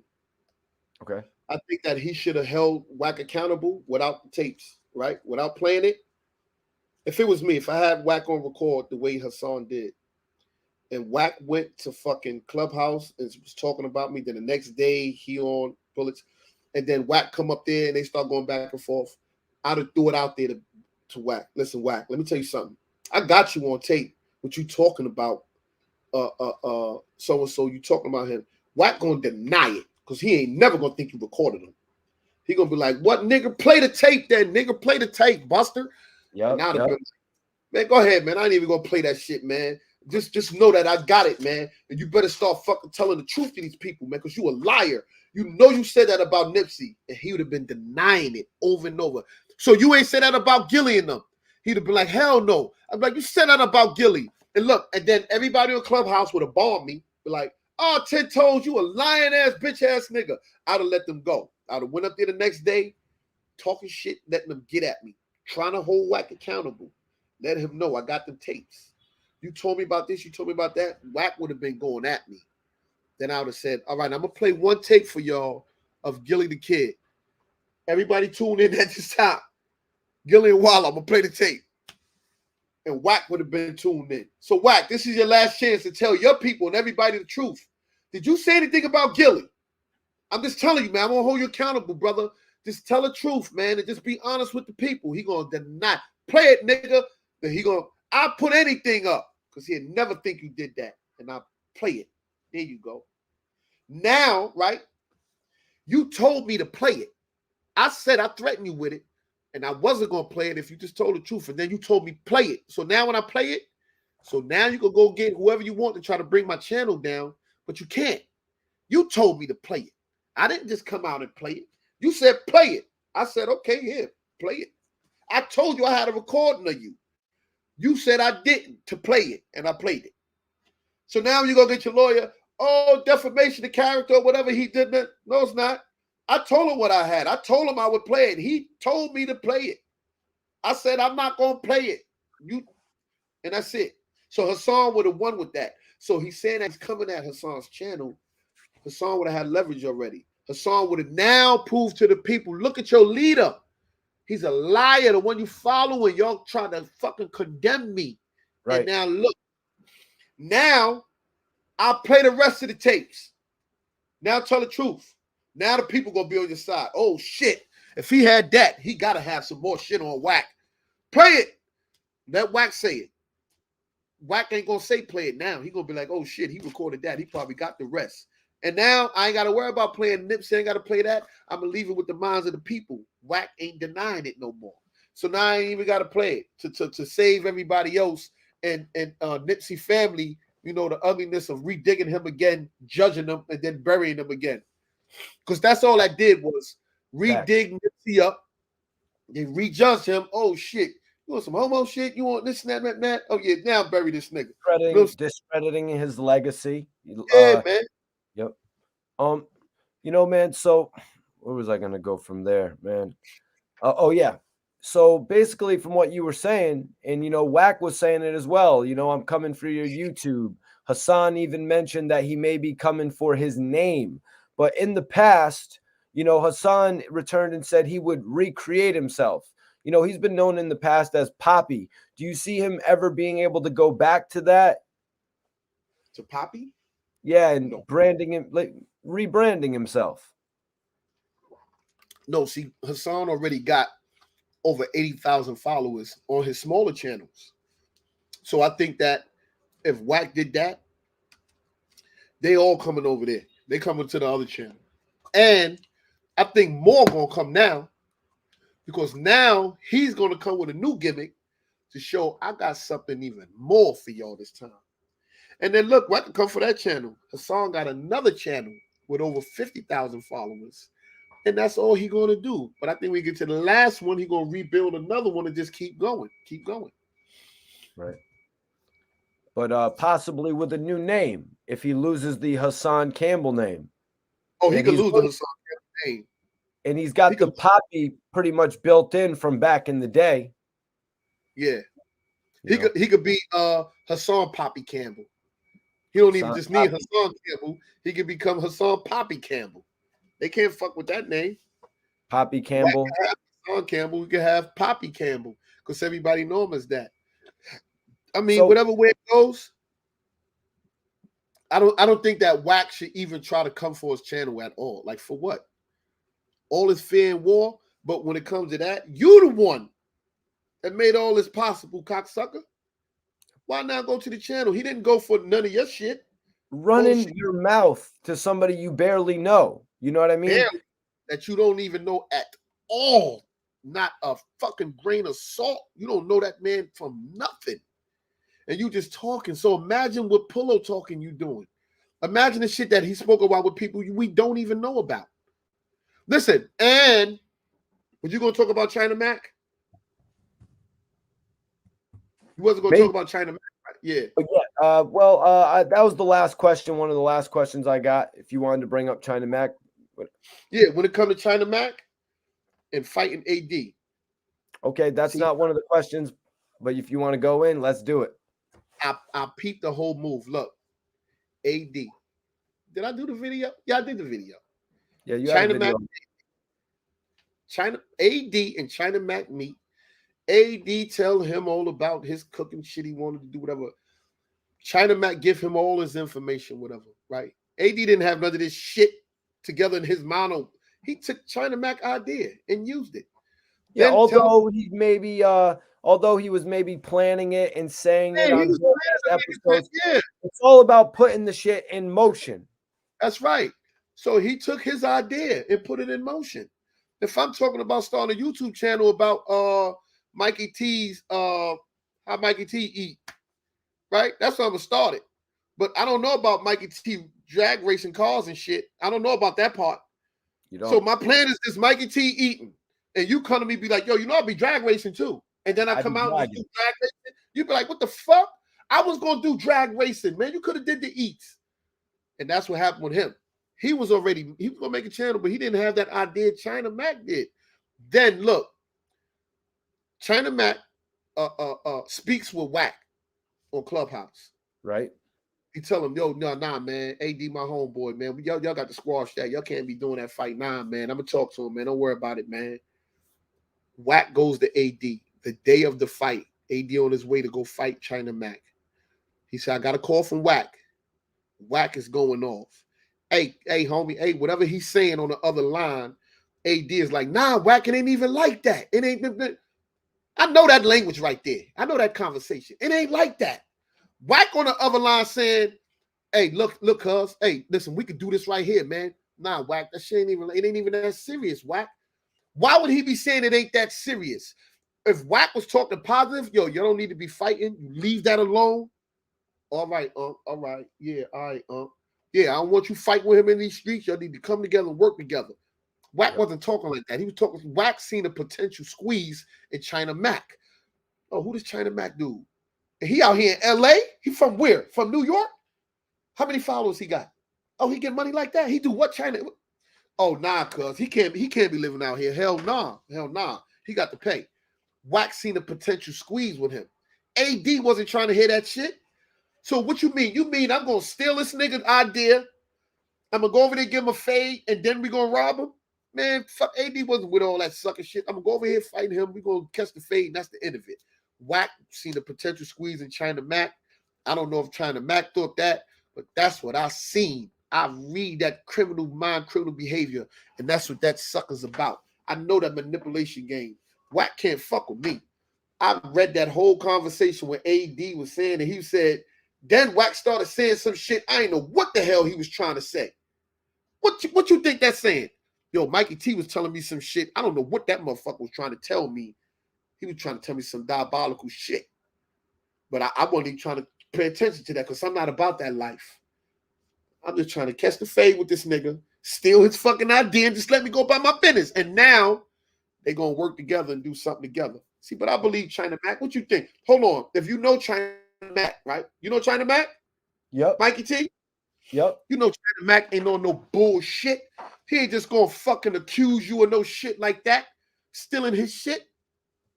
You mean to tell me the same exact idea that I had and spoke with you about? You come out with it and it ain't from me. You always had my idea. What the fuck out of here.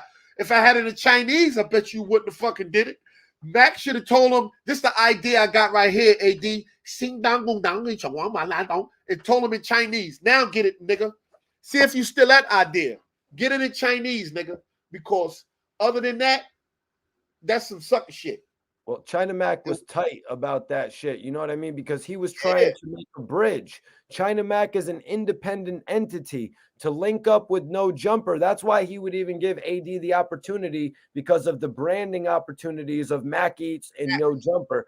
And then for that to blow up in his face, I can't blame him for wanting to handle like that. But I think in this one, he kind of should have took Wack's advice. But who knows? Like you're saying, that would have come with Wack ended up managing Mac Eats. You know what I mean? Wack would be the managing consultant of Mac Eats. You know what I mean? Next thing you know. Mac, what name? Wack is an opportunist. Anything it is. Look, with him and Cuban Links, he saw opportunity with Cuban Links. First, he went at him. Yeah, you was down in LA trying to get protection from us, this and that. Look, he shoot you down first, right? And make you go to defense. I ain't never do that. He know Cuban Links was never down there. I ain't never do that. Yes, you did, nigga. I was right there. Nigga, bust ass, nigga. This and that, boom, boom. And then he flip it and be like, hey, listen, man, if you're trying to do some business, maybe we do business, man. Send me some shit. Cuban Links send him his material. He take it. He listen to it. Man, what I can take from this motherfucker? Let me just put him on the back burner. I got him. Now Cuban Links calling again. Hey, what you bitching for, nigga? Like you blow the spot up, nigga. I got the fucking music. Just shut up. Then he took it personal with Cuban Links. Now he start to, that scar on your face. Yeah, look at your face, nigga. Now he start disrespecting him. Because now it's like, man, you put me on the spot. Now I got to blow you up and just disrespect you and shoot all your shit down. And I'm like, damn, man, why the fuck Cuban Links even fed into him trying to help him? That motherfucker ain't trying to help you. He just shot you down, calling you a punk. And that you was out here and lied on you. But yo, not to cut you off, 10 toes down. 10, we got some crazy votes in the poll right now. Before we switch up the poll, 10 toes down just said something that made me want to change the poll. But right now we've got 322 votes in the poll. So this is your last 1 minute to vote, you guys. We got 410 people in there. So that means we got room for another 75, 80 votes. Who y'all got in celebrity boxing right now with 81%? 322 votes, 10. 81%. You are leading. Wack 100 only has 19%. Only 19% of the chat think that Wack 100 could take you in celebrity boxing. Oh man, you gotta be kidding me. Okay, there we go. Cool. But let's get to the next part of this, man, because I want to ask you about the alleged podcast that Hassan Campbell was supposed to be doing with Wack 100. On that first episode of Wack's show, they had Adam 22, Academics, and they had Gillie and Wallo. Hassan said that he was supposed to be in that position. Do you believe there was a podcast with those two in the works? Yeah, in the works. They didn't have one yet. I think it was in the works. Definitely in the works. Definitely. That's the way he was drawing Hassan in. Guaranteed. Yeah. 100%. That's the way he draw you in. He gonna draw you in with that. He gonna draw you in with his celebrity connects. He gonna draw you in with look, just giving you information. Yeah. Nigga, Nipsey Hussle make you comfortable. He won't make you. That's one thing about LA. I'm ready. They gonna make your ass comfortable. They gonna come on in, nigga. Sit down, nigga. Have something, smoke, drink something. No, sit down. Next thing you know, you in the back alley with pit bulls biting at your ass. You fucking with these. Yes, sir. Mm-hmm. You fuck around with them if you want. Hassan is lucky he didn't go to California, because if he did, he would have came back. He would have got pop smoked out there. Officially smoked. Because Wack wasn't playing with him. Wack would have got him out there. Now, what you was saying about me, you bitch ass nigga? No, I ain't never say nothing. Yes, you did. You spoke about me and my homeboy gang. You know what you did, nigga. You think I don't be watching your bitch ass? He would have got Hassan. He would have got him. Yeah. You know, guaranteed. Wack has good relationships, so it seems, good relationships with a lot of the guys coming out with podcasts. Do you think he's pushing his relationships a little bit, saying things like, I've got Adam 22 in my back pocket, or that he could squeeze Nori or Gillie Da Kid? Like, he's kind of putting his relationships in jeopardy, it feels like. Well, I don't think that he felt that he was putting it in jeopardy because he don't know he was being recorded. But I do believe that he don't got no squeeze on them like that. Hell no. I think that he got a relationship with them where they trusted him enough to, if he gave them a call and said like, yo, I need this or I need that they would extend their hand, a helping hand for him. But I don't think none of them fear him to the point like, I gotta pay you or you squeezing me. And I believe that Wack is that manipulator. He the type of person. I did what he did. He way younger than me too.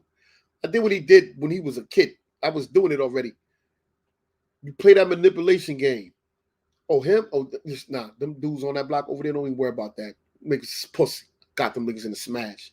I never even spoke to them. I don't even know them. But that's what I'm telling him. To gain his trust. To make him believe them dudes is pussy. I already got that block.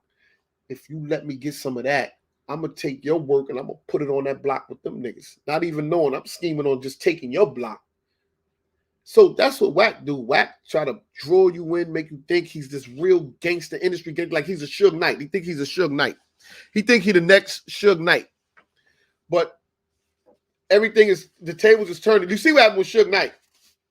At the end of the day, he in jail forever. He done start getting knocked out on camera and all kind of dumb shit, falling out in the courtroom, blind man, sticks and shit.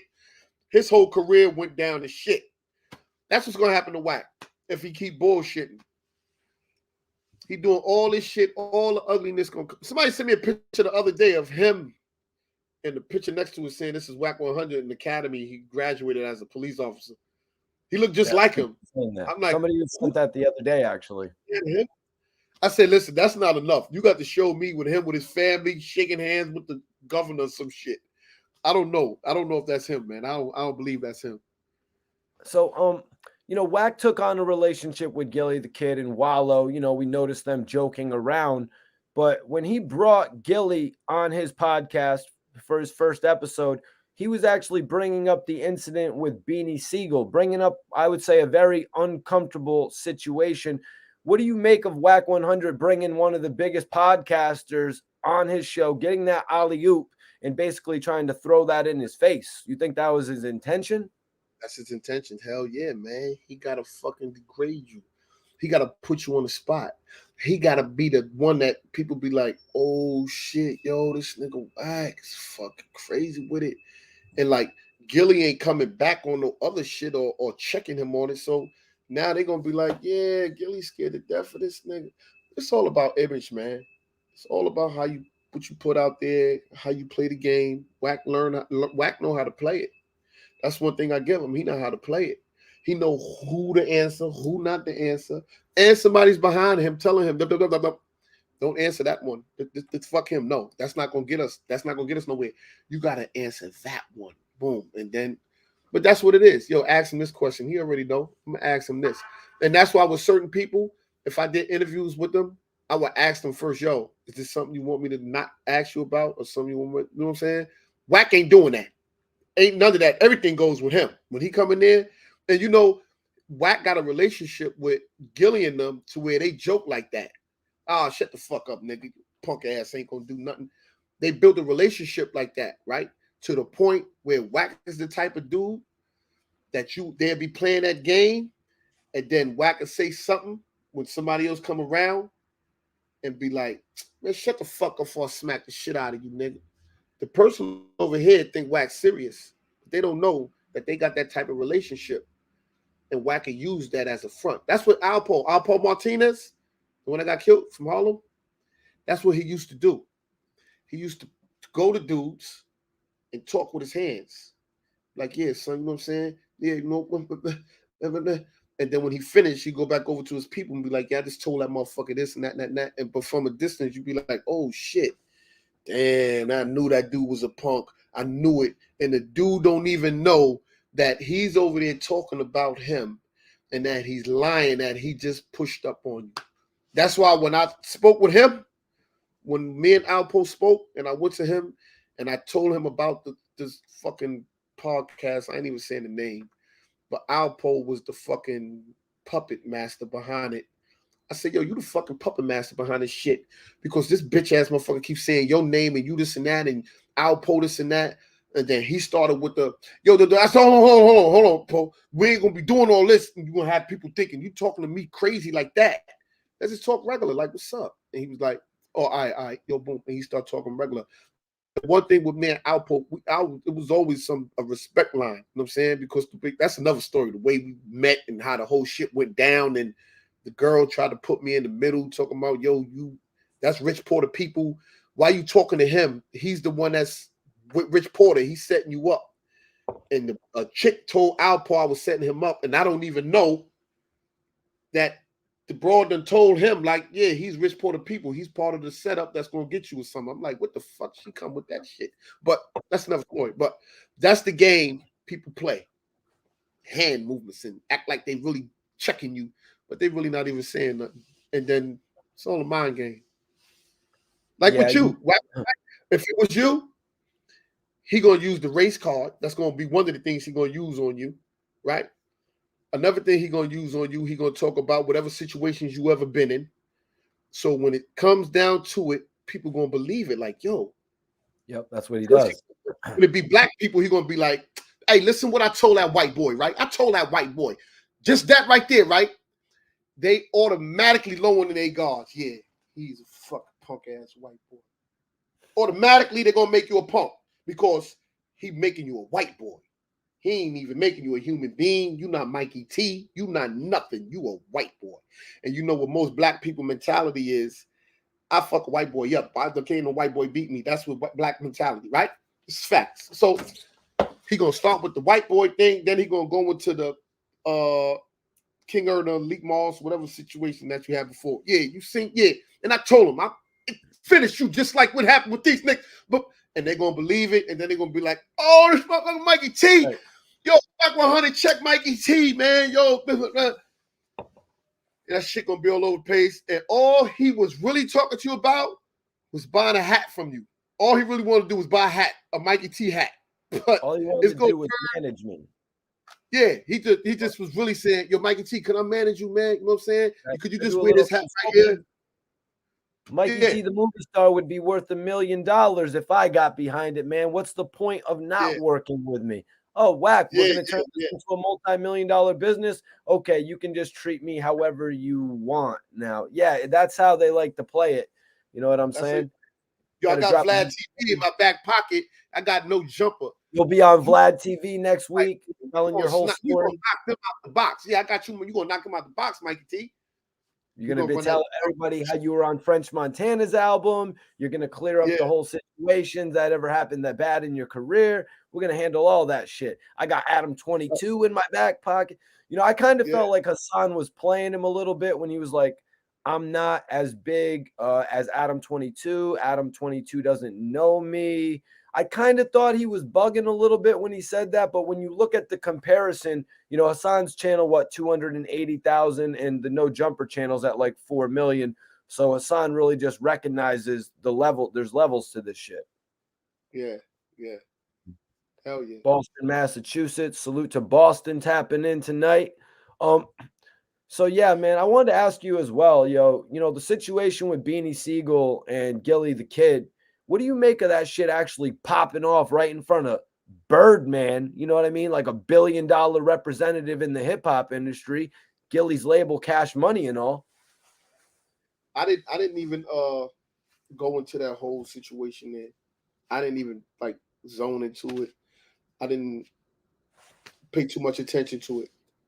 I know Beanie, but I know Beanie Sigel, but I didn't even go all the way into it. Yeah, Bean was just kind of uncontrollable. These rappers, sometimes when they get to the height of their career, they be uncontrollable. You know what I mean?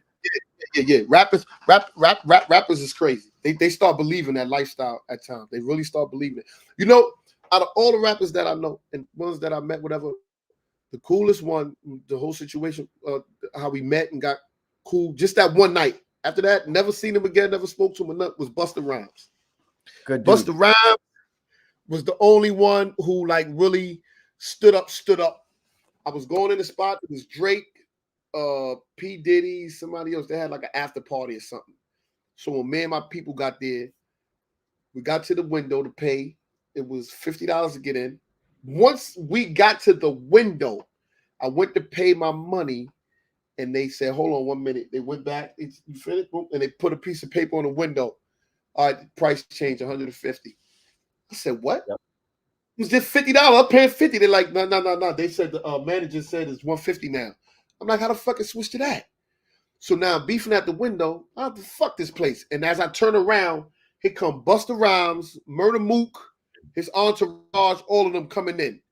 And I'm walking past, and they just walk in. I said, hold on. Who the fuck is he? Fuck is he just walking in? Great. So Bus turned around and said, who you talking to? I'm talking to you, nigga. Who the fuck is you to just walk in? They charging me $150 now, and you just walk in? He said, who the fuck is you? I said, who's you? So here come me and Bus walking towards each other. He got Murder Mook in the minor. Come, we get face to face. I'm like, what? He like, what? He said, you know what? Like this motherfucker right here. They with us.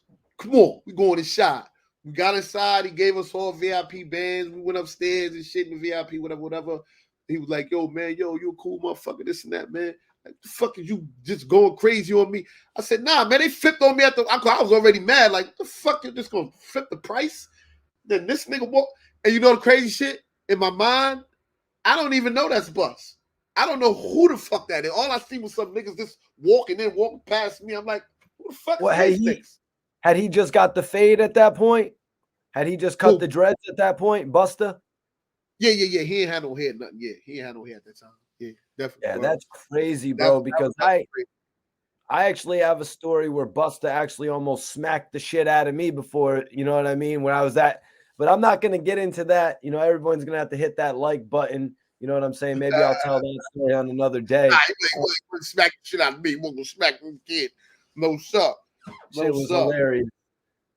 But then the next time I seen Bus, you know, he's a really, really good dude, just like you were explaining, because that altercation that me and Busta could have had, it turned into a conversation where he gave me a chance to say my piece. And then he's like, oh, I actually messed with this dude, just like he said about you. That's crazy how you said that, man. And the voices were on point. But we got to talk about jewelry. We got to talk about a jewelry story, because my New York audience who tune in heavy wanted me to ask you this one because they seem to find it so hilarious. Now, bear with me. This is a two-part question. Do you consider buying jewelry from Fordham Road a flex move? Yeah. Bought it from Fordham Road or what? What you said, Mikey? You said buying jewelry from Fordham Road, what? Do you consider that a flex move? Who the fuck buys jewelry from Fordham Road? You might as well go to Chinatown or Canal Street and buy your jewelry. Nobody buys jewelry from Fordham Road. No. Hell no. I would never. That's slum jewelry up there. That's bullshit. When Hassan made that video on Fordham Road with the jewelry and all that dumb shit, you seen him with the watch. Yeah, this is a whatever the fucking watch. You will never see that watch. That watch went back in the store. All that testing and all that. Hold on, Mikey.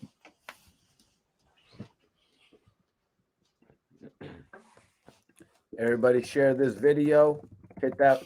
Everybody, if you're not subscribed, subscribe to the channel. Share this video. Listen, Mikey, I got the same motherfucker right here. I got the same thing. I could go in the jewelry store and be like, yo, listen, I'm doing a video. I'm going to help promote your video. Just make sure my shit be real when I put this motherfucking camera on you. I got a tester. I keep this in my car all the time, right? For the dudes that be in the club fronting and all that. And I'll be like, y'all niggas in here with this fake ass jewelry on. They fake jewelry. Yeah. Okay, so let me hit your shit real quick. Let me hit your diamonds. If your shit real, Let me hit that diamond real quick. And they will not. When I seen Hassan, this is God's honest truth on my child's eyes. I said, yo, Hassan, why you be wearing all that fake ass jewelry? I swear to God. And he never denied it. He said, I wear the fake jewelry. So if I get robbed, I got my real jewelry at home. I said, what? I said, so you got identical jewelry, bracelets, everything identical? Yeah.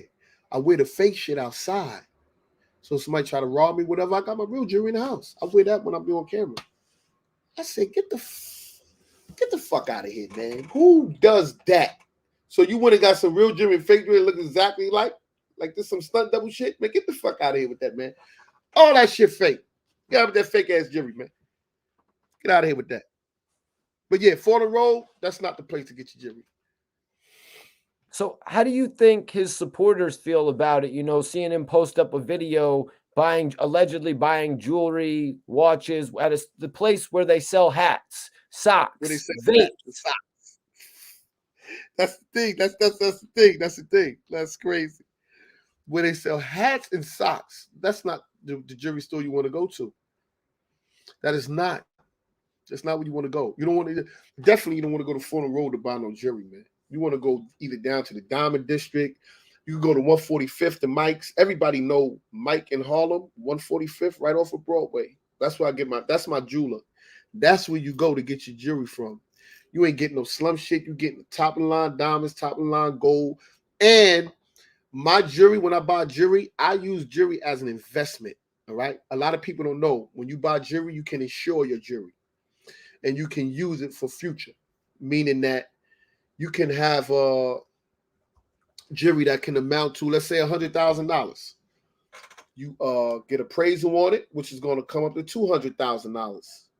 From that $200,000, you go to your insurance company and you insure your jewelry. That's going to cost you probably $2,500 to $3,000 to insure a $200,000 of jewelry, and that's like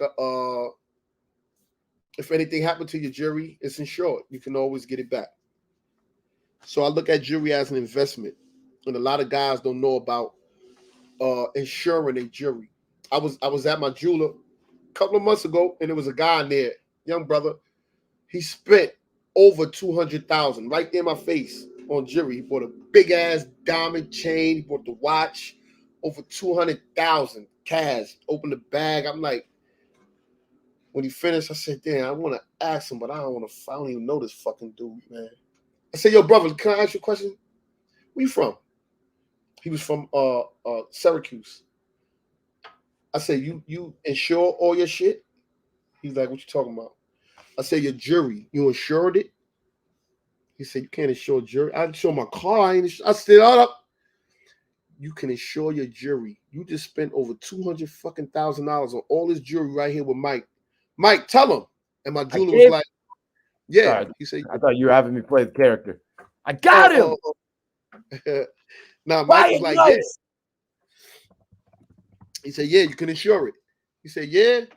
And I broke it down to him. I told him. He was like, all right. He said, yo, Mike, I want to insure all this. I said, hold on. I just told you don't insure it here. You get it appraised with Mike. So you just spent $200 with him. You appraise it. It's gonna come to $400,000. You take that, you go to your fucking insurance company and you insure it, man. That's it. That's simple. He said, so what that mean? I said, so if you insure it for a year or 2 years, if something happened to your jewelry, you get robbed or you lose it, you go back to your insurance company and you report it, and they're going to give you the amount in money, a check or direct deposit, or they're going to get the same jewelry for you for the $400,000. You only spent $200,000, they're going to give you $400,000. It was like, what? Yes. And that's simple. Like, people don't even know about when it comes to jewelry. And I learned that from my uncle. He always told me when I was younger, he always had a collection of jewelry, chains, watches, everything, a bunch. I'm like, the fuck, you missed the T? He says, no, I invest in this because this is a business. You put up 300, 400,000, you get 800. If anything happens to your jewelry, and you just pay your fucking joint every 2 to 3 years, your insurance on it, you know? That's what's up. That's a major breakdown. I'm going to have to go back to this video in the future. You know what I'm saying? I'm sure a lot of people are going to go back to that in the future, man. Major breakdown right there, Pentos. That's why you're here, man. That's why you're making an impact here on the, the YouTube community. You had said before that Hassan Campbell had watched you, or Hassan Campbell was window shopping. Can you remember this point in your life? Hell yeah, definitely. He was window shopping his ass off. You know, those. We used to be on Fauna Road. They have a fucking jacket store, shirts. They just sell jackets. Not that jewelry store shit he was in. They have a joint called USA. It's on Fauna Road on the concourse. Official store. They sell official jackets.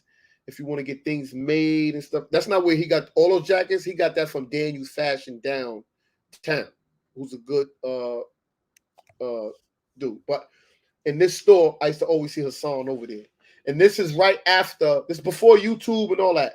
This is right after I met him on the bus trip that we went to Atlantic City. And every time I seen him, yo, big bro, yo, what's going on, big bro? We talking about, that was my name to him. It wasn't Shaft, it wasn't Ten, it was big bro, big bro. That's what it was. I'm like, what's up, bro? He like, yo, man, when you gonna let me fuck with you? When you gonna let me get done? You gonna let me hang out with y'all, this and that? I'm like, the fuck is he talking about? But he was always in there window shopping. Listen, that he got a jacket that's a red, white, and blue bomber jacket. He came and paid down $50 on that jacket. He wore it in one of his videos. That jacket is from back then. Facts. Because when we was in there, and I said, yo, so what you trying to get? He was like, yo, that jacket right there, I put $50 down on it already. I'm saying, I was like, God dang, you fucking laid away on this jacket? I was in there buying, give me that one, two of those, give me that one, this one. But he's like, see, that's what I'm talking about, man. I need to get with you, this and that. But I never knew his angle. Like, because in my mind, I'm like, what the fuck he think? I'm a drug dealer or something? Like, get down with me with what? Whenever you say that in New York, like, yo, let me get down with you. You're getting down, you think I'm hustling or something, getting drug money. I'm not hustling no drugs, motherfucker. But it wasn't until later that I learned, you know what I'm saying? He on YouTube and all that other stuff. And now he's flaunting like, I'm like, what the fuck? This ain't the same dude from before. And now he told, yo, you trying to look like me. Mikey T, I could take you back to the time I met him with pictures with me. For me in prison, they could go back. I could show you pictures like all my shit in prison. This is all I do is wear shade. I am the shade god. That's all I wear, shades. Always shade since god. Prison. Yeah, I wear shades all day. That's my thing. People, oh, you got shades on in the jail all day. I just wear shades. That's just me. When I work out, I got shades on all the time with shades. Now he said, yo, you trying to be like me? You trying to dress like me? Let's go back 10 years. Let's go back a couple of years when I first met you. How I was dressing like this. And it's not even dressing. This is just fucking throwing shit on. This is regular. I'm not the type of person that go around flaunting and acting like I'm a fly guy. Swag and looking good and everything got to come from the people. The people got to say, yo, that guy has swagger. That guy's a nice dresser.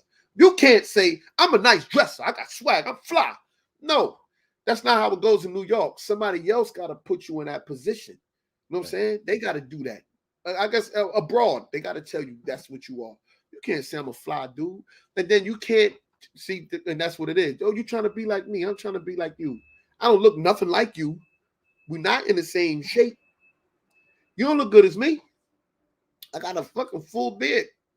I got real jewelry, and I don't try. I just throw it on, whatever, and I don't even care no more. Like, it's not about fashion with me. It's not about that. You know why? Because I don't want nobody to get caught up with it. So when somebody be like, oh, you got the chain. I'm going to give them the same story I just gave you. This is an investment.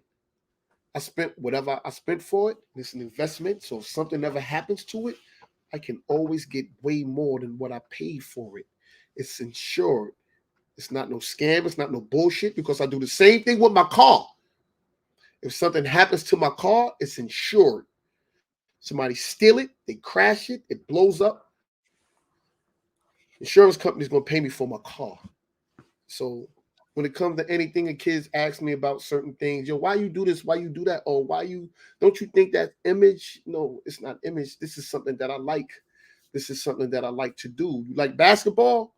I like to collect jewelry. You like this? Oh, I like Uptown sneakers. I got a whole bunch of Uptown sneakers. I like those. I like to collect those sneakers. And I don't hardly wear them, but I like them. I'm a sneaker collector. Whatever it is, you know what I'm saying? When it comes to whatever. So, but when it comes to him, my thing is just be yourself, man. The people already know. They are well aware of your antics and that's not who you really are. You know, you come from the gutter. You say it though. You say, I come from pissy mattresses. I come from the gutter. My mindset is this is where I come from. So the bigger I become, the smaller I am.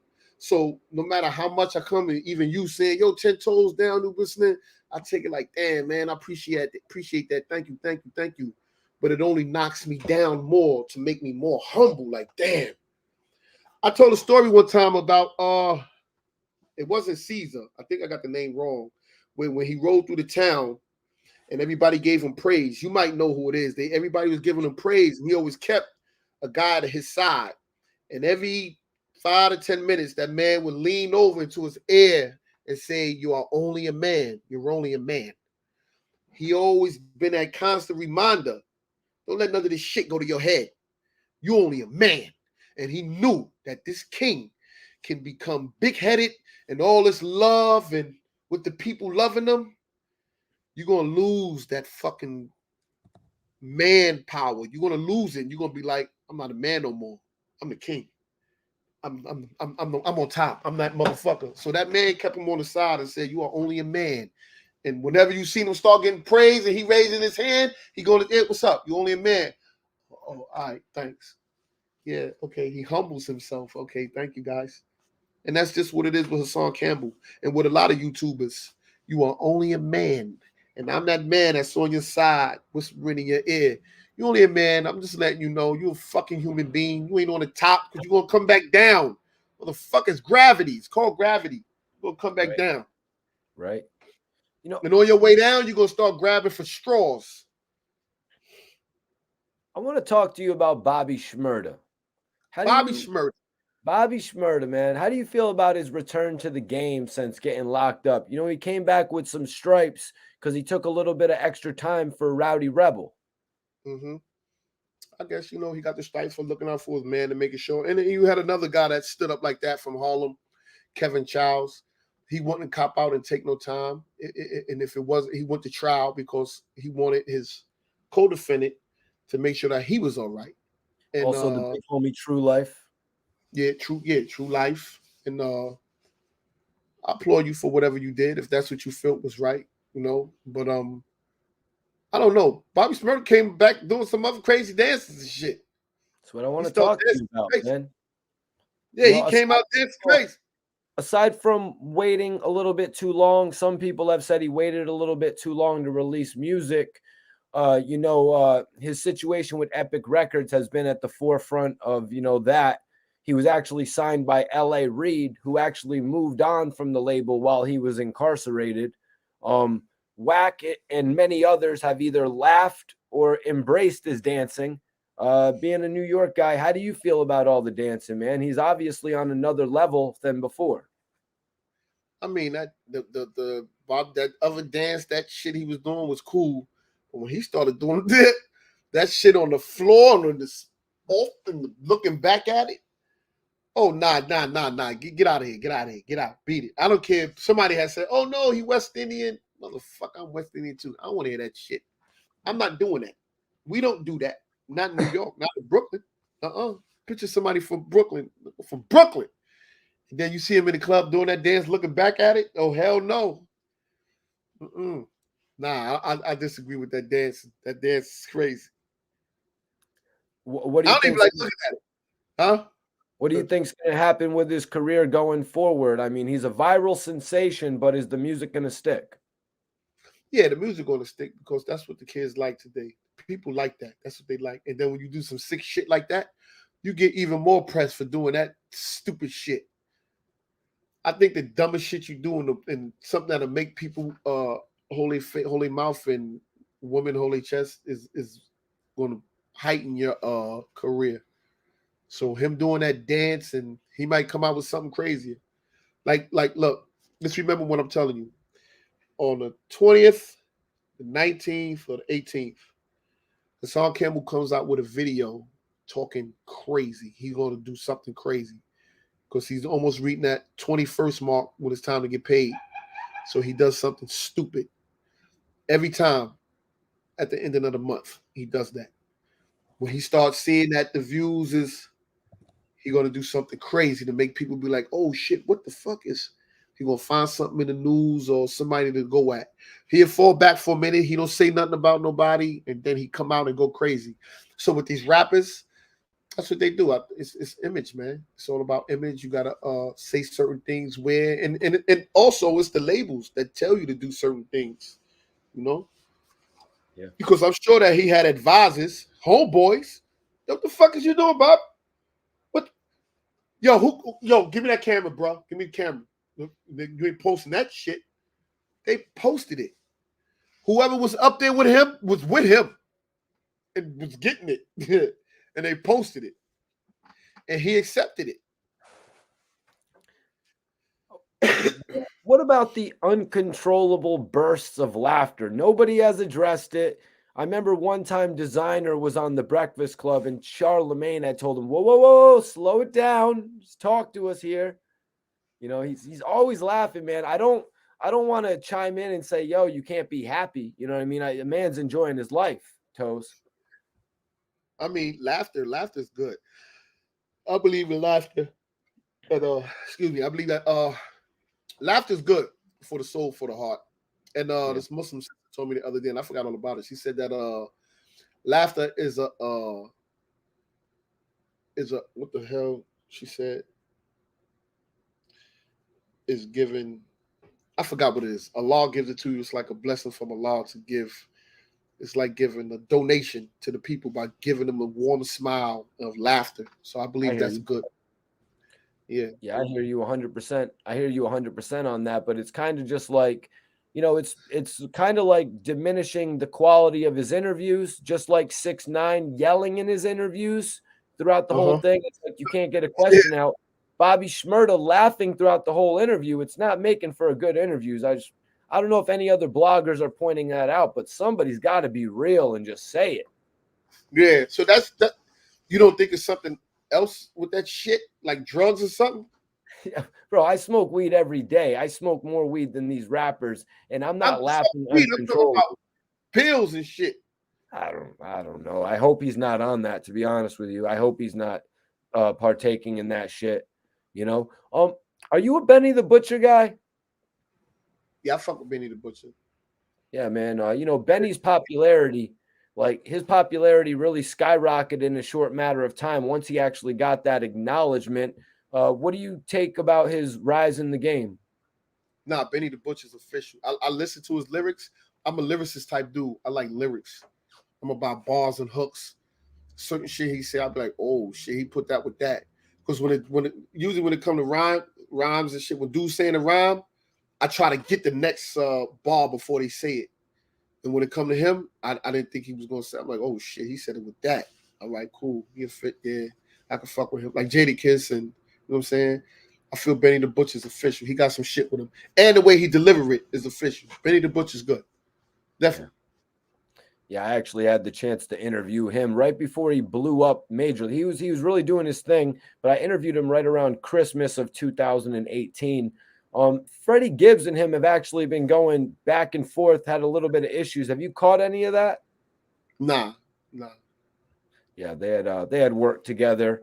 They had worked together in the past, and then I guess Benny the Butcher in an interview had said working with Freddie Gibbs came and went, to which Freddie Gibbs kind of took an issue with that, you know, because early on when Benny the Butcher was blowing up, you know, a lot of people were showing him love. Freddie Gibbs actually put him on his album. Freddie Gibbs actually brought him out to open for one of his shows. But Benny's popularity kind of skyrocketed to the point where he was getting brought out on just about everybody's tour, Toes. Oh, yeah? Yeah, you know, Russ. Benny was touring all over the United States before the pandemic happened, and he really, you know, kind of went to another level. Fast forward, Tana Talk 4 comes out, the new album. It actually sells 19,000 copies. Freddie Gibbs says, why would I beg to work with you when you do less than me? the album that I was telling you about, Freddie Gibbs' Alfredo album, actually moved 30,000 units in a week. So he actually was through that shot at Benny saying, why would I beg to work with you when I actually sell more units than you? So, I mean, I don't know what the hell happens with people's brain when they make it and they get somewhere and they forget where they came from. Like, do you think, like, you just said that you did an interview with him before he was who he was. So you think that you could get an interview with him today? Well, Benny a few months back said he would do an interview with me, but like I had hit him up about a second interview to follow up once he had done all this major shit. But with him doing interviews right now with Drink Champs and all that, he just doesn't have the most time, especially when like this guy was touring with Griselda, he's touring with Russ, he's got his own tour dates, so it really keeps him a little bit busy. Plus, you know how it goes when these artists get corporate, man. I remember interviewing Little Durk before, and then fast forward 2 or 3 years later, now you got to go through management, and management's like, I don't know if that interview is really going to be good for Little Durk. What do you mean? I interviewed Little Durk in 2012, 2013 when nobody gave a shit about him. You know what I mean? So you got to really respect that shit, man. I respect the fact that I got an interview with Benny.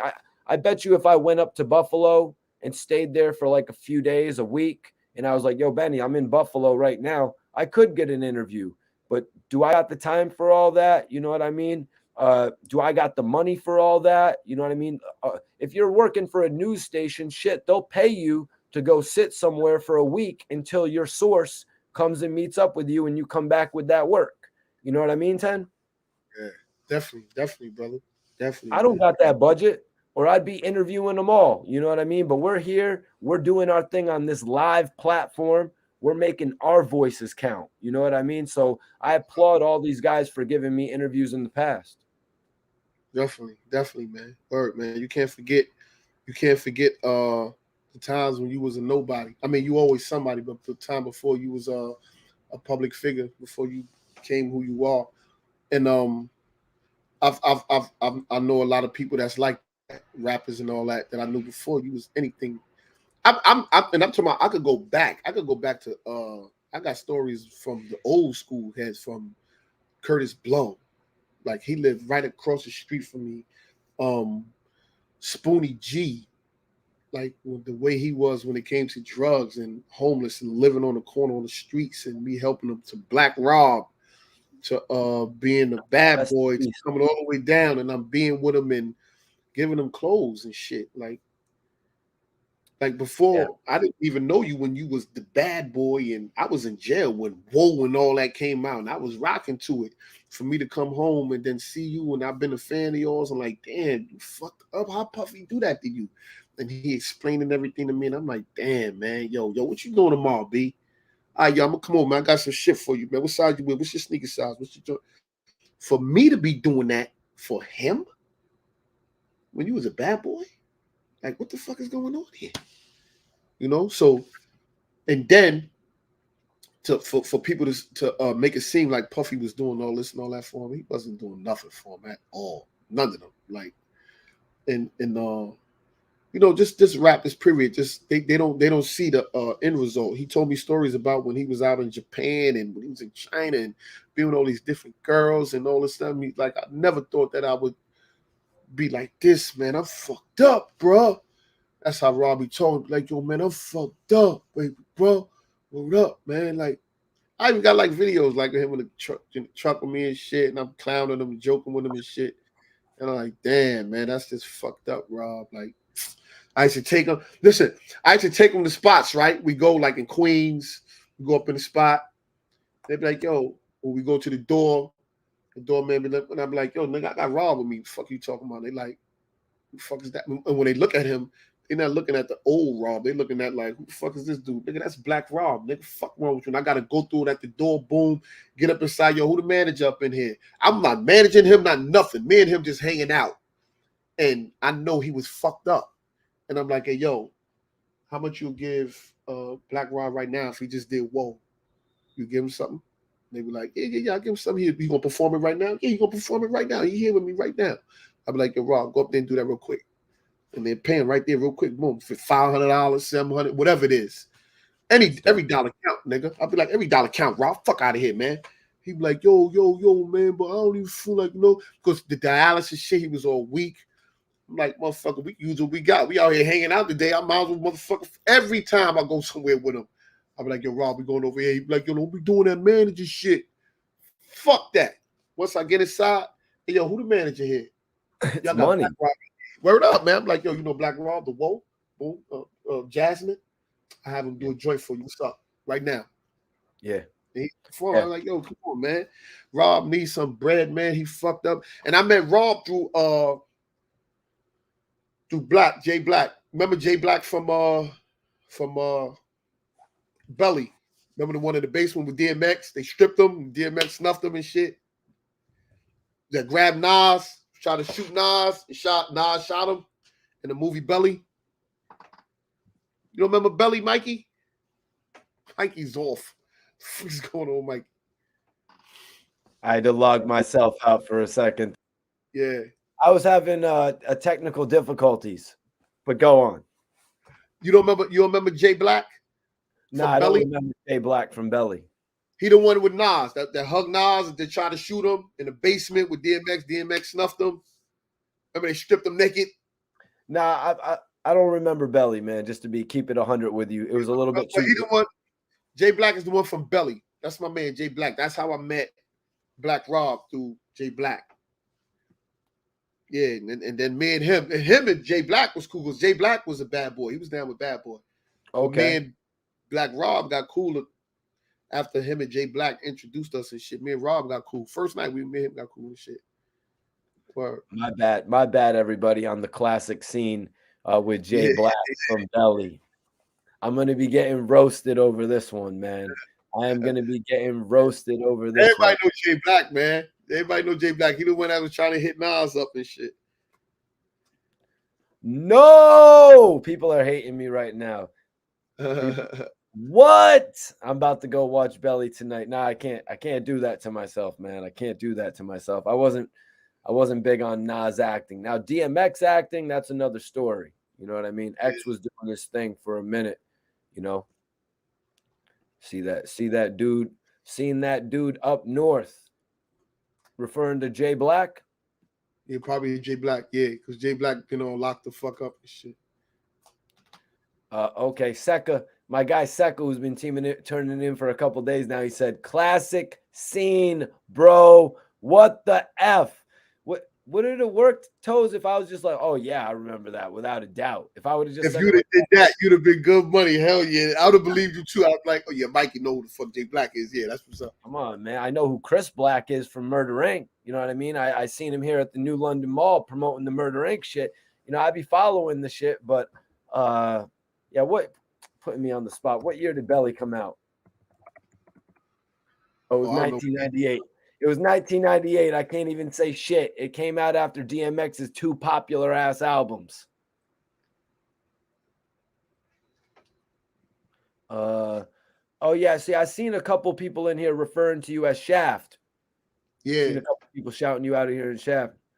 Yeah. Oh man, they're hating on me. This is Chicago right here hating on me, man. So now everybody in Chicago is officially hating on Mikey T. I love you, Chicago.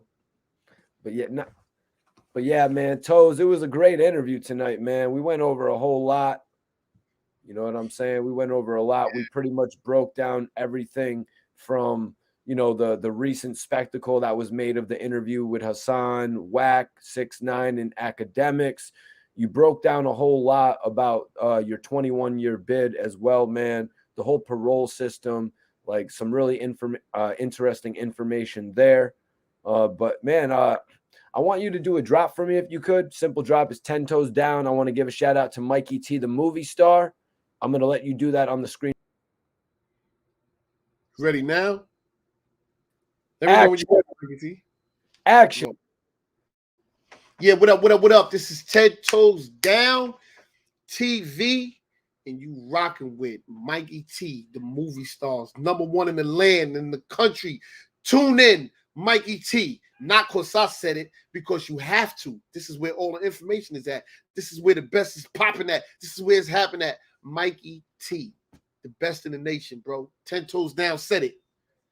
Talk back to me, because I'm talking to you. We here, baby. Yes, sir. Get it. Nah, man. I really hope you come back to the channel in the future, man. You got a voice. Anytime. You got a voice that the people want to hear, man. So I've got your YouTube page pinned up. I'm gonna go ahead and throw your Instagram up as well. But if you want to just do a couple drops, let the people know how they can get in contact with you. If anybody wants to book you, if anybody wants to, get an interview, possibly, whatever you want to do, the floor is yours to let them know right now, Toes. All right, no doubt, man. You know, it's 10 Toes Down TV. Like I said already, you can catch me on Instagram, 10 Toes Down TV, or my personal joint, 10 Toes Down TV 1, the number 1. 10 Toes Down is the number 10, not TEN, the number 10. Also, if you want to book me, if you want me to come through, talk to kids, come on your channel, whatever, I'm there for you 100,000%. My phone number is 680-200-2329. If you guys is from the New York area, if you're looking for jobs, you need help, if you just came from prison, if you think about going to prison, call that number, 680-200-2329. 10 Toes Down is down for you. That's what the name is. I'm 10 toes down in these streets. I'm 10 toes down in the church, in the mosque, whatever it is, man. I'm here for my people. If you need help, if you need advice. Also, my channel, I also use it for everybody else. If you're an up-and-coming YouTuber and you need a platform to help boost up your joint, you can come on my joint. You can hit me up, DM me. Let me know you're an up-and-coming YouTuber. I'm trying to get my platform off the ground. I will do a live with you and let you have the floor. We're going to put the topic, what you want to talk about, and then you get to have the floor and you get to help promote your channel. So 10 Toes Down means everybody. We all down together. You could become team 10 Toes Down. You know what I'm saying? So hit me up if you need the help, if you need the support, if you want to start a channel, I'm here for you. And my platform is for us. It ain't only for me. It's for everybody. Yeah, that's actually a major opportunity right there. So I got 10 Toes Down Instagram, but also his YouTube pinned. So hit his DM on Instagram if you want to get your YouTube channel popping. That's a major thing right there, Toes. Actually giving a lot of the content creators a platform on your channel to actually get their numbers up, to get their awareness out there. So hit him up for that because it's a major opportunity. And like I said, dope interview tonight. I look forward to having you on the channel again. If you ever need anything from me, I'm just a message away, my guy. Definitely, bro. Definitely, man. Word. And you from CT. So I'm in Connecticut. I'll be up there this week. I'll be up there Thursday, Friday, Saturday, Sunday. I'll be up there this whole week. So all right, cool. So Toes, well, I was gonna say, do you smoke? Nah, I don't smoke. All right, man. Well, we're gonna put down some Douce or something like that then in Connecticut. I don't you don't drink? All right, man. Nah. So we're just gonna do this conversation. You know what I mean? This podcast and conversation. I'm gonna come out and support you in Connecticut, though, since you're out here. You know what I'm saying? We don't need the drugs or alcohol to bring us together. We got this hip hop thing, man. We got this thing we called hip hop to bring us together, bro. And like I said, it was amazing having you on the channel tonight, man. Definitely, bro. It's an honor and a pleasure, man. I've been watching your shit already, man. I've been seeing you. You know what I'm saying? I've seen you put that work out. I thought you was from Philly, though. I don't know why the hell you was from Philly. Yeah, because I be driving to New York and Philly my whole life. You know what I mean? I'm in Connecticut, so I take advantage of what's there. You know what I mean? We got Boston, we got Mass, we got New Jersey, we got New York, we got Philly. You know, there's a couple. There's some artists in Delaware too, Maryland. One of my first interviews was in Maryland with a rapper named No. You know, the rapper that sounded like Jay-Z, who was with Bird Gang back in the day. Nah, no, not yet. Noe. He had a voice that sounded like Jay-Z's back in the day. Yeah, maybe if I heard it, I remember. I don't remember. Yep, Jim and Jones. That's another thing. Like I was saying, with K Slay, right? That he passed away, and that I'm gonna continue to carry the torch. Right. Anybody out there raps? If you're official, you think you got the hottest 16? Hit me up. If you got a nice 16, send it to me. And if it's official, I'm gonna put it on the next mix joint. I already got a couple of people on there. I got Sheik Luch, I got McGruff, I got damn, I don't even remember everybody's name, but I got up and coming artists and all that. That's official. I got one of the hottest dudes coming out of Newark, drill rapper, young kid. And if you want, you just hit me up. My email is Miguel Santos, MiguelSantos 155 at gmail.com. If not, then just hit me up on my gram. Be like, yo, I got a hot 16, boom, and I'll give you the info where to send it to. If you hot, I'll send you the beat. Then you just spit on it, send it back. I'll take it to the studio, mix it down. And anybody in the Jersey area, I got a studio in Jersey. If you need a studio to come to, lay your lyrics, I got the engineer, got everything. Top of the art, studio, official, 10 toes down. Is this the correct email address right there, Toes?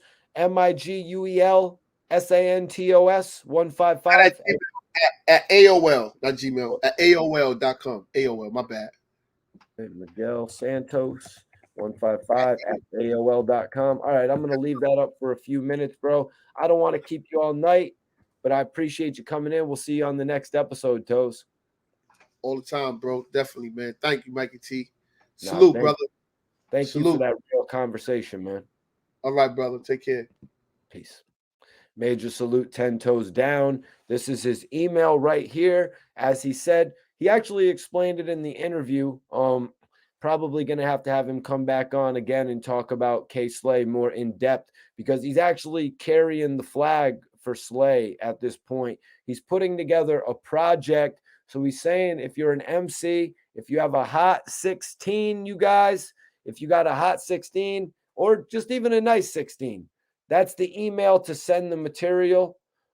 This project actually already has some dope features on it. I believe he said Herb McGruff, whom actually I had interviewed in the past, dope MC who was running around the likes of Big L, Mace, you know what I mean? He was running around them. Slim says, where are you from in CT, Mikey? I'm actually from up by the casinos. I'm really the Connecticut, Rhode Island border, to be honest with you. That's my whole life where I've been living, aside from when I lived in Miami, Florida for 5 years. But yeah, we had a really live video tonight. I really appreciate 10 Toes Down coming in for this raw and uncut exclusive, man. I really don't think that it could have went any better. Really good flow and conversation.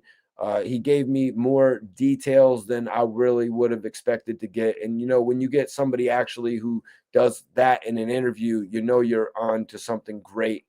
You know what I mean? When you're not getting the answers that are the one word answers, you're not getting interest factor. Dudes are just on their phone the whole time. We've all been through that shit. You know what I mean? We've all seen it in interviews, been annoyed by it.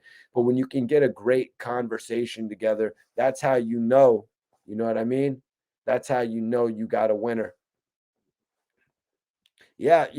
Damn, right here. This is the email. Any rappers in here? I should have let Toes know as well. We got 413 votes in the poll. Still 83% is rocking with Toes over Wack 100. That's dope. That's amazing. I'm saying that because it's amazing that so many people voted in the poll. I really appreciate you guys for that, man. Really appreciate you guys for that.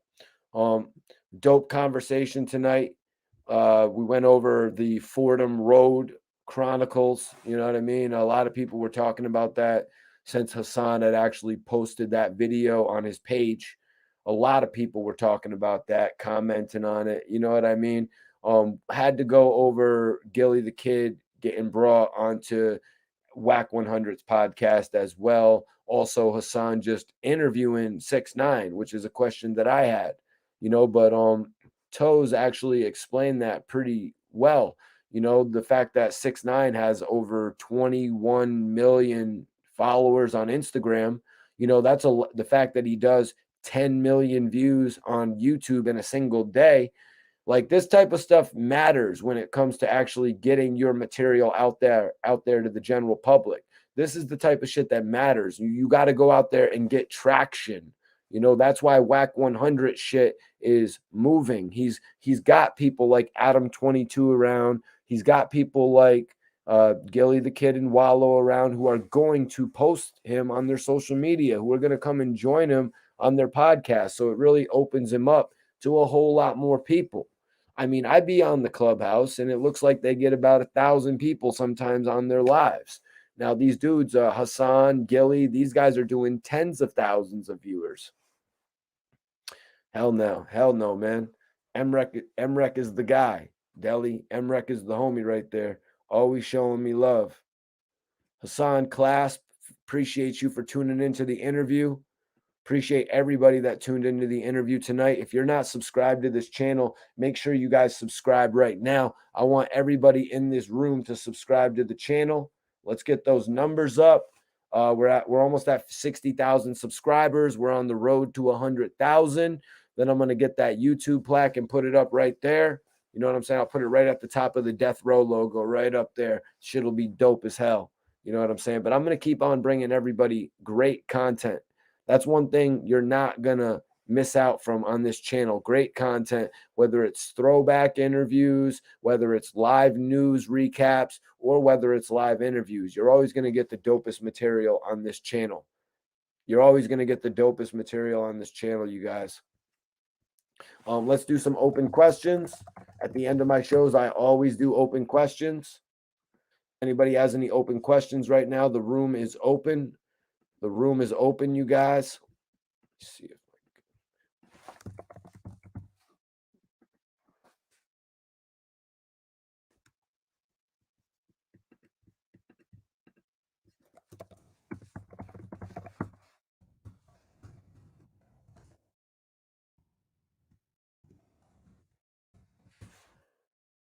sorry about that, you guys. I was just sending this video out. Y'all. I'm going to have a smoke, man.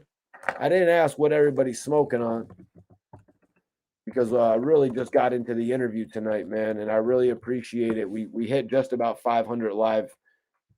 We hit about just about 500 live. What's everyone smoking? My bad. What's everybody smoking on, man? What's everybody smoking on out there? Let me know. Let me know what y'all are smoking on.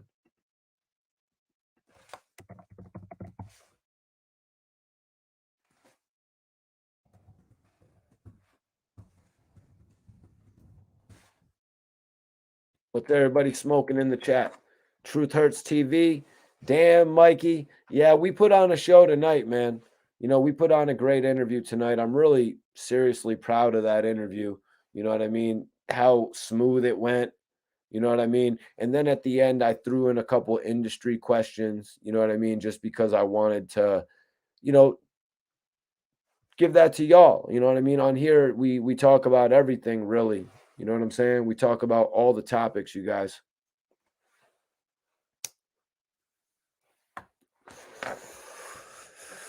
Toes was actually into Benny the Butcher.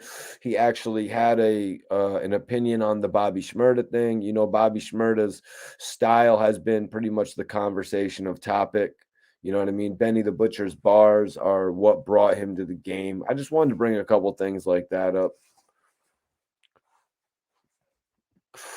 My guy, Smooth. He says he's smoking on that banana cream pie. All right, man. I think I actually smoked banana kush one time. They had it at the dispensary. I bought that shit one time. Make sure you subscribe to this channel if you're not subscribed in, yo. Truth Upside Your Head. Appreciate you, man. My guy, Truth Upside Your Head, said, great job, for real, for real. You know, I appreciate that, man. That's love right there. That's love, man. Just checking out the interview. You know what I mean? I try to give you guys the best questions. You know, there was a lot to actually dig into with this one because look what we've been covering. If you guys haven't been tuning in, I know a lot of you have. For the last 4 or 5 days going live, we've just been covering piece after piece, whether it has to do with Nip or K Slay or T.I. or Gillie and Wallo. We've just been covering it all piece to piece. So that's why I really wanted to wrap up the story this weekend with academics actually flipping. You know what I mean? Keeping it real, I guess you could say. I wanted to cover all that up, wrap it up, You know what I'm saying? Nip it in the bud before I had 10 toes down on the show. You know what I mean? So we could properly go over everything with a beginning, a middle, and an end, because that's what we do on this channel, you guys. That's what we do. And make sure, if you're not subscribed, make sure you hit that notification bell so you never miss me on live. I like the fact that I actually come on here and I address all the comments in the room. You know what I mean? One $5 super chat I didn't get to address was from my guy Land Hustle TV. I don't know if he's actually still in the building, but that's my dude right there. Land Hustle TV be doing a lot of interviews and shit. Yes, sir. Yes, sir. Perfect ending. Perfect ending. Yeah, man. That's what I like to do with it, man. I like to actually, I really just try to do the best interviews that I can do. You know what I mean? Whoever I'm in competition with, put me in competition with the best of them, because I'm going to swim. You know what I mean? I'm not a minnow swimming with sharks. I'm a shark swimming with sharks, you guys. And when people sit down and they watch my interview content, you can't take that away from me. You know, I'm going to be putting up a lot of my dope interviews from the past. I take a lot of time with this shit. You know what I mean? XO Bags, appreciate you. Appreciate you for tapping in, man. Everybody, before you guys log out, make sure you hit that like button, y'all. And also, I've got it pinned. I want everybody to subscribe to 10 Toes Down, man. He be putting out videos on a regular basis. His shit is lit. His shit is lit. You know what I mean? Like I told him on the show, it's like when you got that balance of, actually being able to make people laugh, and then you got that balance of making people know how to take you serious. That's the perfect balance. You know what I mean? That's really the perfect balance. Free the men. Free the men. OBH. Appreciate you, do. Great show tonight. Nah, XO Bags, we is not out just yet, man. We is not out just yet. You know, we're on the outro. We're on the outro part of the show. I got an intro. We've got the show. And then we've got the outro. That's how we do shit on here. This podcast is going a little bit long tonight. This live podcast is going a little bit long. Why? Because we had a live interview tonight. You know what I mean? Sometimes we do shit a little bit different. 10 Toes Down actually came in here. He came to this live video and he kept it 10 toes down. You know what I'm saying? He kept it all the way real. He did not sugarcoat it whatsoever. And let me tell you, I enjoyed the real conversation. You know what I mean? Because he was bringing a lot of things to light that were true. You know what I mean? He was bringing a lot of things to light that people don't necessarily want to talk about. You know what I mean? You don't want to talk about all those things that are keeping you down. You know what I mean? But he explained it a lot to me, because, you really don't get all the key details of what's going on behind the wall. You know what I mean? What's going on and what's preventing people coming home when they're going to those parole meetings. You know what I'm saying? And actually coming to terms with yourself. These are things that I thought were really interesting in the conversation. That's why I was like, wow, this is real. As we labeled it in the video, raw and uncut. You know what I mean? I learned a lot of things in this interview. That's the point of doing interviews. And that's why I appreciate Toes being so open. You know what I mean? He was really an open book. You know what I'm saying? And my bad about the whole belly thing, you guys. You know what I mean? My bad about the whole DMX. I told DMX was my brother's artist. You know what I mean? It was the first music I ever really heard, because that's what my brother was listening to. You know what I mean? He was like 18 months older than me. So the first two DMX albums. But take into consideration, I was 10 years old when Belly dropped. You know what I mean?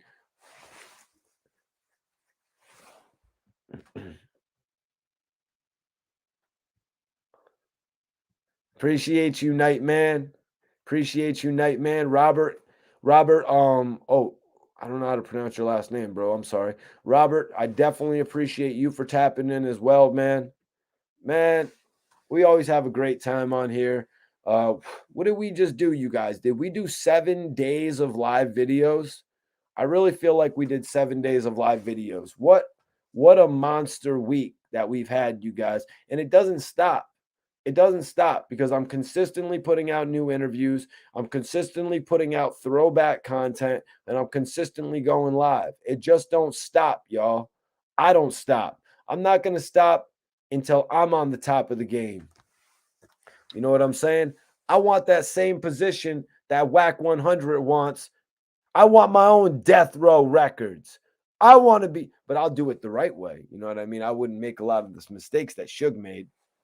I wouldn't make a lot of the mistakes that Suge made because, you know, like when Toes was talking and he was talking about how Wack wants to be like Suge, it's like it's pretty impossible at this point in time to get all the accolades and, you know, have all that success that Suge Knight had. You know, this man had Dr. Dre, who went on to become a billionaire as a partner. He had Snoop Dogg, who has gone on to become, you know, worth hundreds of millions of dollars, and the poster, you know, the poster boy of rap. You know what I mean? When you think about hip hop, you're pretty much thinking about Snoop Dogg. They've got the one of the dopest groups in DPG. You know what I mean? The Dog Pound Gang. You know what I mean? You know what I'm saying?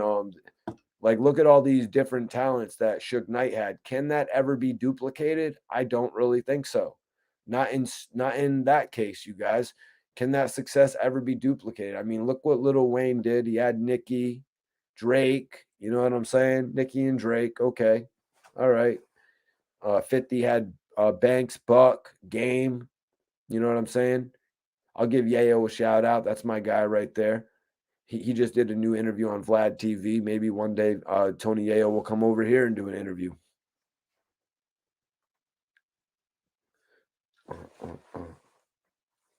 Smoking on that lemon. Okay, I like it. I never get a chance to get lemon, though, on the real. I never get a chance to get lemon on the real. Like, I'll see like a G of it or something, but I'm trying to buy like a 14. You know what I mean? I'm trying to get that whole experience. You know what I mean? Yeah, CEO, that's what's up. Yo, early bird gets the worm, man. Nobody's gonna get further by sleeping. You know what I mean? You ain't gonna get further by sleeping. You got to keep on going. You got to keep on going in this shit. 10 Toes Down is giving y'all a major opportunity. You know what I mean? 10 Toes Down is giving a major opportunity to artists, not only artists, but bloggers. You know what I'm saying? Any blogger out there who really wants a chance, 10 Toes Down just said he's really going to give it to you. So hit him up so y'all can get the business right.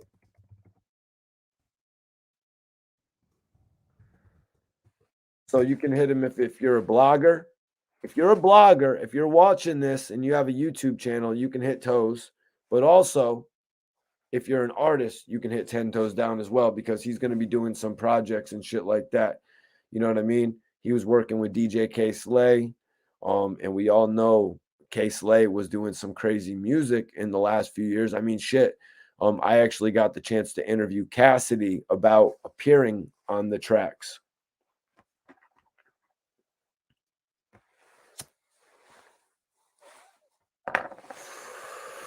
Dope ass live video tonight, man. Like I said, we're at the open questions portion. If anybody wants to send any open questions my way, if anybody wants to send any opening questions my way, or opening questions, we are at the conclusion of the show, you guys. If anybody has any open questions, send them in now, man. Send them in now. Damn, I did miss that one question. I had that one question. I had two questions I missed for 10 Toes Down, actually. I wanted to get his top 5 underground New York rappers that he listens to at the moment. And then I also had a China Mac question for him. But he did go over China Mac in the interview, so I can't sweat that. I can't really sweat that because he already went over China Mac in the interview, which I do appreciate, you know, because he did go on his channel and actually do a whole interview. He did a whole interview basically, or a whole live video basically about that situation. So I appreciate him rehashing it on my channel. That's love. That's actual love right there. You know, because I don't want him to actually, you don't want somebody, you know, like, hey man, you want to repeat that story for the 5th time? You know what I mean? Can we get that story for the 5th time? 5th time is the charm. But I'm going to post my interview with China Mac that I want y'all to check out.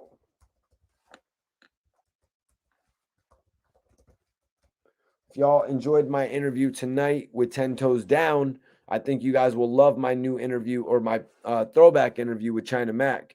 Basically, he explained his 10-year bid. He explained getting his name. He explained running into some rappers in jail. This is right when China Mac had got out. I actually got the opportunity to interview him. It was pretty dope. You know, the story behind it, y'all can check it out right now. The story behind it is China Mac actually got out of jail, and I'd made a connection to actually interview him. But once he got out, he actually got locked up. He actually got locked up again for a 16-month bid. So I didn't get the opportunity to interview him. But when he got out from there, and he hasn't gone back since, aside from that 44 rooftop shit, I got my interview with China Mac. We've worked together a few times. Mac keeps it real. You know what I mean? But just like other artists, you know, China Mac has gotten busy to a certain extent where he just can't do every single interview. You know, I mean, I don't try to apply pressure on him because of that. You know what I mean? The fact that he's given me work in the past is something that I just respect. And if you guys haven't seen it, I want y'all to check it out. KD, I'll let you know the topic tomorrow, bro. I'll get with you on the topic tomorrow, man. You know what I'm saying? I actually got a piece I'm going to drop tomorrow. I've actually got a piece I'm going to drop tomorrow on actually on the 50 Cent, the game writing for 50 Cent. So y'all can stay tuned for that. I'm going to drop that tomorrow. But if y'all will go run up the numbers on this China Mac interview, everybody in here, listen, I'm going to do y'all a solid as well. Everybody in here that comments on the China Mac interview that I just posted, that I just pinned up, whoever comments on it, I'm going to follow back your YouTube page. So not only am I going to follow you on Instagram, you guys, but every single person in here that comments on the interview that I have pinned up, I will go there, I will click on your YouTube page, and I will follow you on YouTube, you guys. I will subscribe to you on YouTube if you comment on my new throwback interview with China Mac. Go run them numbers up, you guys.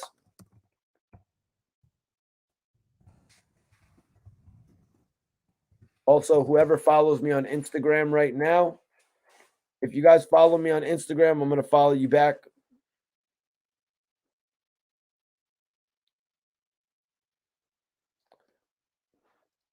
I'm going to follow everybody back. Everybody that follows me right now, I'm going to follow you guys back on Instagram, y'all. That's right. Whoever follows me right now, let's see, who do we got? Okay, y'all, this is my IG. Everybody go flood this shit. I'm going to follow everybody back right now that follows me. I want y'all to flood this shit right now. Flood this shit.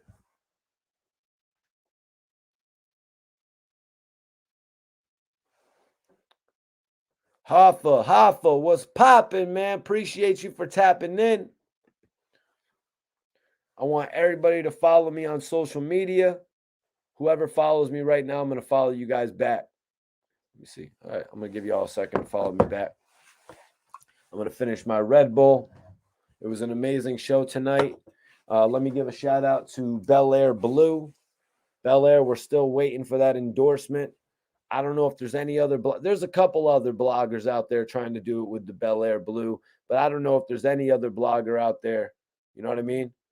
Renna, my Instagram is right there. You can just click the link and it'll bring it to you, my Instagram, Mikey T _ the movie star. Yo, Bel Air, I'm the Bel Air blogger. Tell Bel Air to make that shit official, man. Tell Bel Air to make that shit official. Let's go. Let's go. Yo, it's Bel Air. It's Bel Air calling. Yeah, we'll take the deal. Send over 50 cases. Look at that shit. Bel Air. Bel Air Blue, baby. I know it was the wrong side. I got some other good shit on deck, though, man. I ain't going to lie.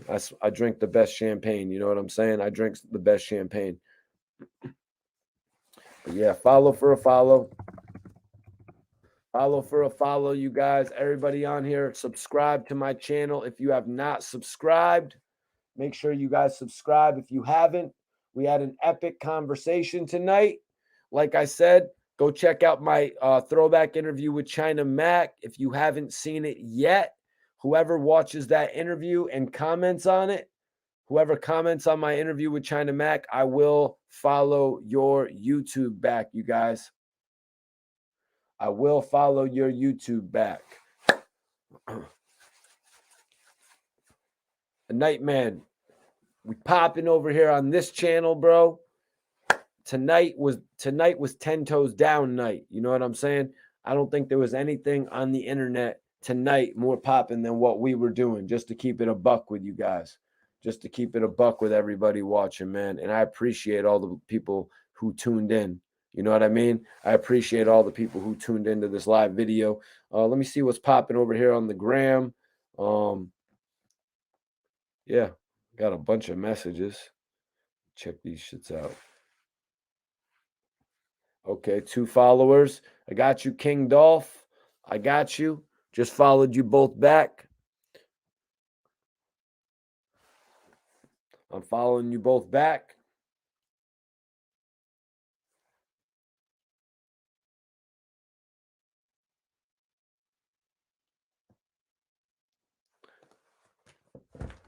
Robert, I actually did a tiny interview with Jim Jones. If you just type in Mikey T, the movie star, Jim Jones, you'll see it. I actually worked with Jim Jones at one point. If anybody wants to hear the story of how I worked with Jim Jones, send in a super chat. I'll tell you all a little story. If anybody wants the story, send in a little super chat and I'll tell you the epic story of how I worked with Jim Jones. Let me smoke this up. Finish this Red Bull. Hell of a show tonight, man.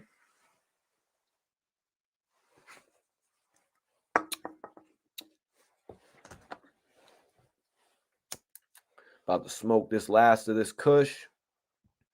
Antoine, is that, am I pronouncing that right? Great content. Hell yeah. Stay tuned for more great content. If you're not subscribed to this channel, make sure you subscribe, y'all. Make sure you subscribe to this channel if you're not, because you're always going to get dope content like this tonight. You never know who will pop up. 10 Toes Down blessed us with an amazing interview tonight, but we also had a special guest in Compton Menace. You know what I mean?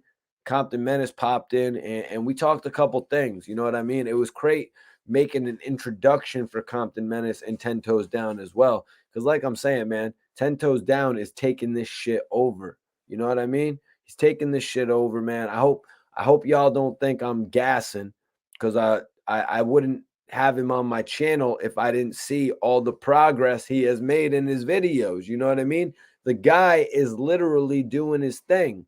A lot of other people, they sit back, they wait and they wait and they wait. I've been seeing 10 Toes Down releasing new videos every day, going with topics that actually have to do with current events. You know what I mean? He's not late on shit. He knows how to address shit. And he also apparently knows how to address the people, all of y'all, showing support to all of y'all. You know what I mean? Us Smooth says, did you ever meet Stack Bundles? I never got the chance to meet Stack Bundles. I did a bunch of work with Chinks. You know what I mean? Me and Chinks Drugs actually did a whole bunch of work together. That was my guy right there. You know, I did not get to meet Stacks though. Max B, I did not get to meet either, you guys. I didn't get to meet Max B either, but I was able to interview Max B over the phone. Good content, good interview, Mikey. Appreciate that, man. I'm really glad you enjoyed it. I felt like it ran so smooth. You know what I mean? I felt like the interview ran so smooth. You know what I mean? That it was just great dialogue.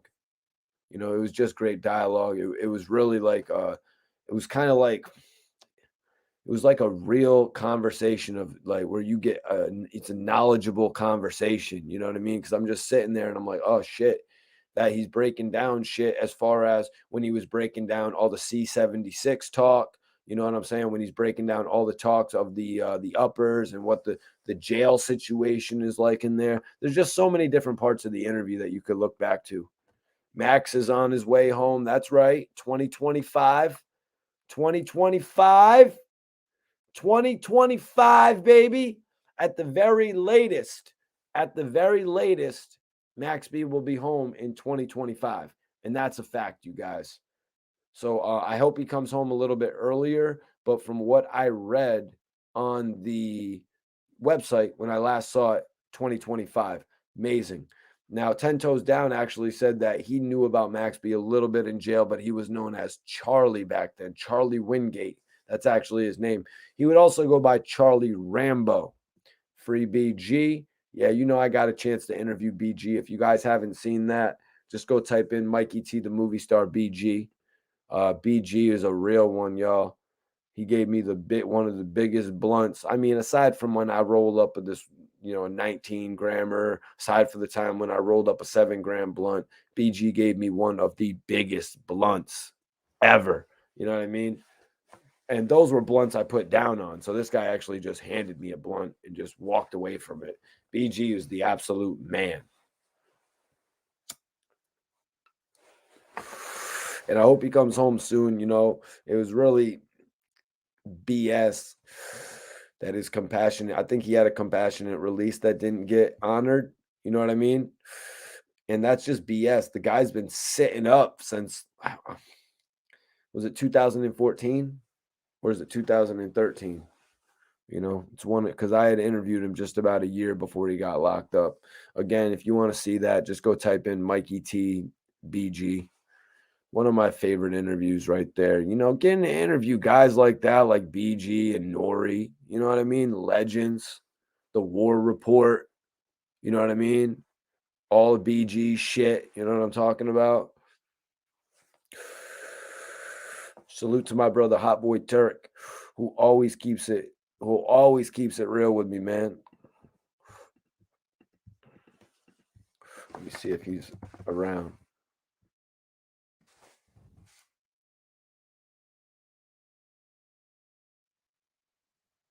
What? That ain't no Hot Boy Turk.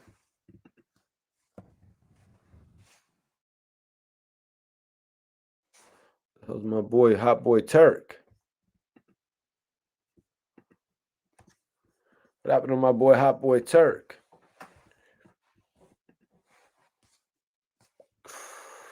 But sorry, you guys.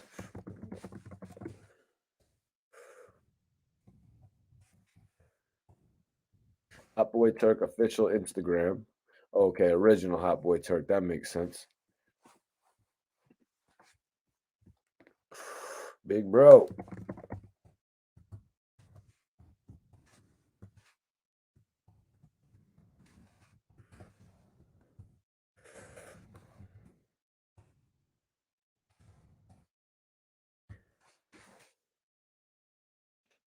Hopefully I didn't just hit him too late. I be wilding, y'all. I be wilding. Sometimes people be like, Mikey T, what are you doing? What are you doing, Mike? I'm working. That's what I'm doing. I'm working. I'm grinding. I'm grinding to see a new day. And I'm not talking Kofi Kingston, you guys. You know what I'm saying? I'm grinding for that new day, baby.